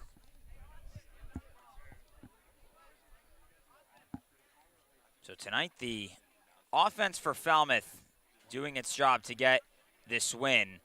Pitching was pretty good. Wesley Sweat had a pretty good start in his first start of the summer as the 0-1 is down low now, 1-1, going 3 1/3 innings.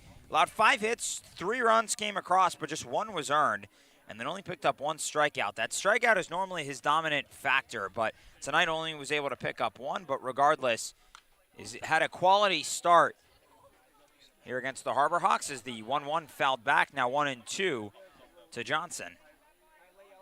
And then behind him, Paul Prue in his Commodore debut went 1 2/3 innings, 1 hit, 2 runs allowed.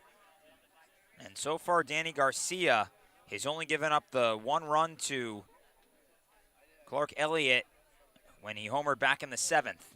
Here's the 1-2 from Garcia. It's a breaking ball. And I don't know where that pitch missed, but the count's 2-2.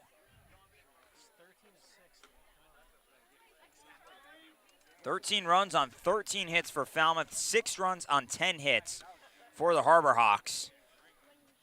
As Mason Greer leads off of first after starting off the inning with a leadoff single. And a long stare from Garcia. Now the 2-2 comes home, and he hits it the opposite way and through the gap on the right side of the infield. Rounding second and thinking about third was Greer, and he stepped back on second just in the nick of time before Casey Harford applied the tag on him. So Greer is in at second. In at first is Dom Johnson with his second base knock of the ball game. And the Harbor Hawks have 2 aboard with 1 gone. And some of the fans here don't like the call. Well, Greer took a big turn around second, thought about taking third with the ball behind him in right field, and then that throw from Mike Handel, instead of throwing that to a cutoff man, he threw it to second base. And that's where Casey Harford was to just apply the tag, but Greer got his foot in just in time. Here's Luke Mann, who takes strike 1 from Danny Garcia. Mann tonight had an RBI single in the third and otherwise 1 for 3 as he was able to extend his hitting streak out to 6 games. In the 0-1, ground slowly over to the left side for Harford. Doesn't have a play anywhere. Hesitated on a throw to second, then looked over towards first, but Mann was almost at first. And then he looked over towards third, and Mason Greer was already there. So instead, the bases are loaded here for the Harbor Hawks. Still a long way to go. 7 runs here in the 9th inning. And they're down to their final 2 outs with 1 out here in the inning. But there's been 3 singles here off of Garcia. If he just gets a ground ball, he can get out of this game. He just wants to limit the damage as much as he can. First pitch to Nick Romano. Was fouled back behind home plate. So coming into this inning, Garcia had allowed 3 total base hits after coming on in the 6th, and this half inning alone has allowed 3 singles, not straight, but 3 singles allowed. As the 0-1 comes home now to Nick Romano, and he's able to just foul it off on a breaking ball, and he's now behind 0-2. Mason Greer leads off of third, Dom Johnson off of second, and Luke Mann off of first. Here in the bottom of the 9th, Harbor Hawks trailing by 7. Nick Romano has 4 doubles on the season, but has not hit a home run for this Harbor Hawks team. And the 0-2 now from Garcia comes in upstairs, and the count goes to 1-2. So a game we have said on the broadcast, pretty much all but locked up, but Commodores taking a little bit of extra time trying to win this ball game here in the bottom of the 9th. Always got to make it interesting. Here's the 1-2. Hit the opposite way down the right field line, hooking foul, and it's going to end up finding its way into the Commodores bullpen as the count remains 1-2. Sometimes we have those quick ball games, 2 hours. We've had a couple this summer that were right about 2 hours. A 1-0 win against Orleans, and back this past Tuesday at Chatham, a 3-1 win for the Anglers. But we've also had a couple of games this summer that haven't quite gone too long, but I think 3.5 hours or so is around our max for a ball game. Here's the 1-2 from Garcia. A breaking ball that's popped up into right field. Going over to his right is Handel. He's under it a few steps in front of the wall, and he makes the grab for the second out of the inning. Tagging from third is Greer as he comes home to score. Moving into into third is Dom Johnson, and Luke Mann advances to second on the sac fly. We're getting close to that 3.5 hour game, but Hyannis doesn't want to go down. Now they're down to their final out, though, so it's going to be a lot harder, but they bring home another run. So make it now 13-7. Harbor Hawks down by 6. And here's the 5-hitter Kyle Ball, who's 1 for 4 tonight with an RBI back in the 5th. And the first pitch to Ball is in at the belt for a called strike.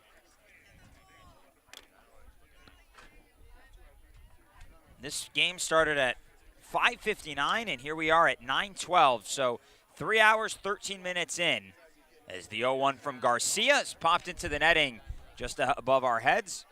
And the count goes to 0-2 as the Harbor Hawks are down to their final strike of the night.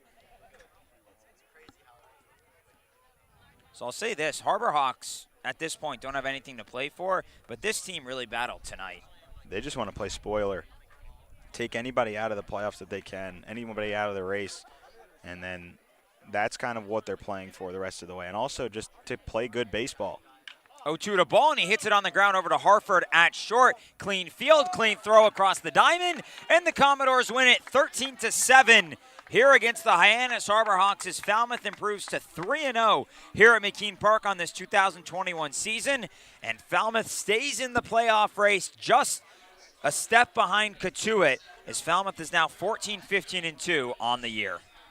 Offense tonight exploded out of nowhere, and that's what this team needs. It's very streaky, but if it becomes consistent over the next 5 games, this team will have a better shot. They tend to pitch well. Tonight it was okay pitching, obviously giving up 7 runs and 12 hits. The defense was okay tonight as well, but the offense was phenomenal. And if the offense can be that, more often than not, they'll be in a better spot to win every ball game. Whereas when they put up 1 run, like they have so often over the last week, then your pitchers really have to pitch well. And most of the time, you won't win a ball game with just 1 run. Tonight, it's 13 runs on 13 hits. Doesn't get much better than that offensively. So part of the thing with this Falmouth team as of late has been, and we've talked about it on the broadcast, closing the door, has been streaky play.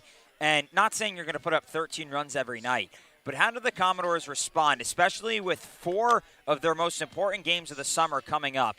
How do the Commodores come out in those ball games and try and avoid those offensive slumps or those streaky outings where the opponent is able to take advantage first and Falmouth just ends up finding itself in a hole early on? Well, what they did tonight was they attacked on fastballs instead of getting late in counts, getting breaking balls with 2 strikes. They just didn't do that too often tonight. It was just they struck out 11 times tonight, but they put up 13 runs. So you erase all of that. You're putting the ball in play. When they put the ball in play, they are successful. When they strike out a ton, they're not. And when they go down, we've seen it several times this season. How many times have we seen innings strung together where they just don't even get a guy on base? If you can get guys on inning by inning and just put that together, you're going to be successful. It can't just be 1 inning, and it can't be no innings. It has to be several innings put together throughout all 9. A lot of guys around baseball, coaches, whatever, they'll say, you win the first inning, you have a better shot the rest of the way. Tonight they won the first inning 4-0. That gives you all the momentum, but you're not just going to win the game by winning 1 inning. You have to win all 9. Sometimes even if you don't win all 9, you win the game, but you have to win more innings than your opponent does, and that's what they did tonight. That's what they'll need to continue to do. So 4 of the biggest games of the summer coming up for this Falmouth team. The first 2 against Cotuit, and the second half of that against the against the Wareham Gatemen. But that'll do things tonight here from McKean Park as Falmouth wins it by a final of 13-7 to improve to 14-15-2 on the year and drop the Hyannis Harbor Hawks to 7-25 as Falmouth improves to 4-2 this summer against Hyannis. For my broadcast partner, Matt Levine, our guests tonight, Tommy Muma, Ryan Prince, and hopefully many more in the days to come. I'm David Adar signing off here from McKean Park. Our final again tonight, 13-7. Hope to have you alongside us tomorrow night, 6 o'clock first pitch against Cotuit back at home at the Gov for one of Falmouth's biggest games of the summer. But until then, have a great night, everybody, and we'll catch you alongside us tomorrow night back at the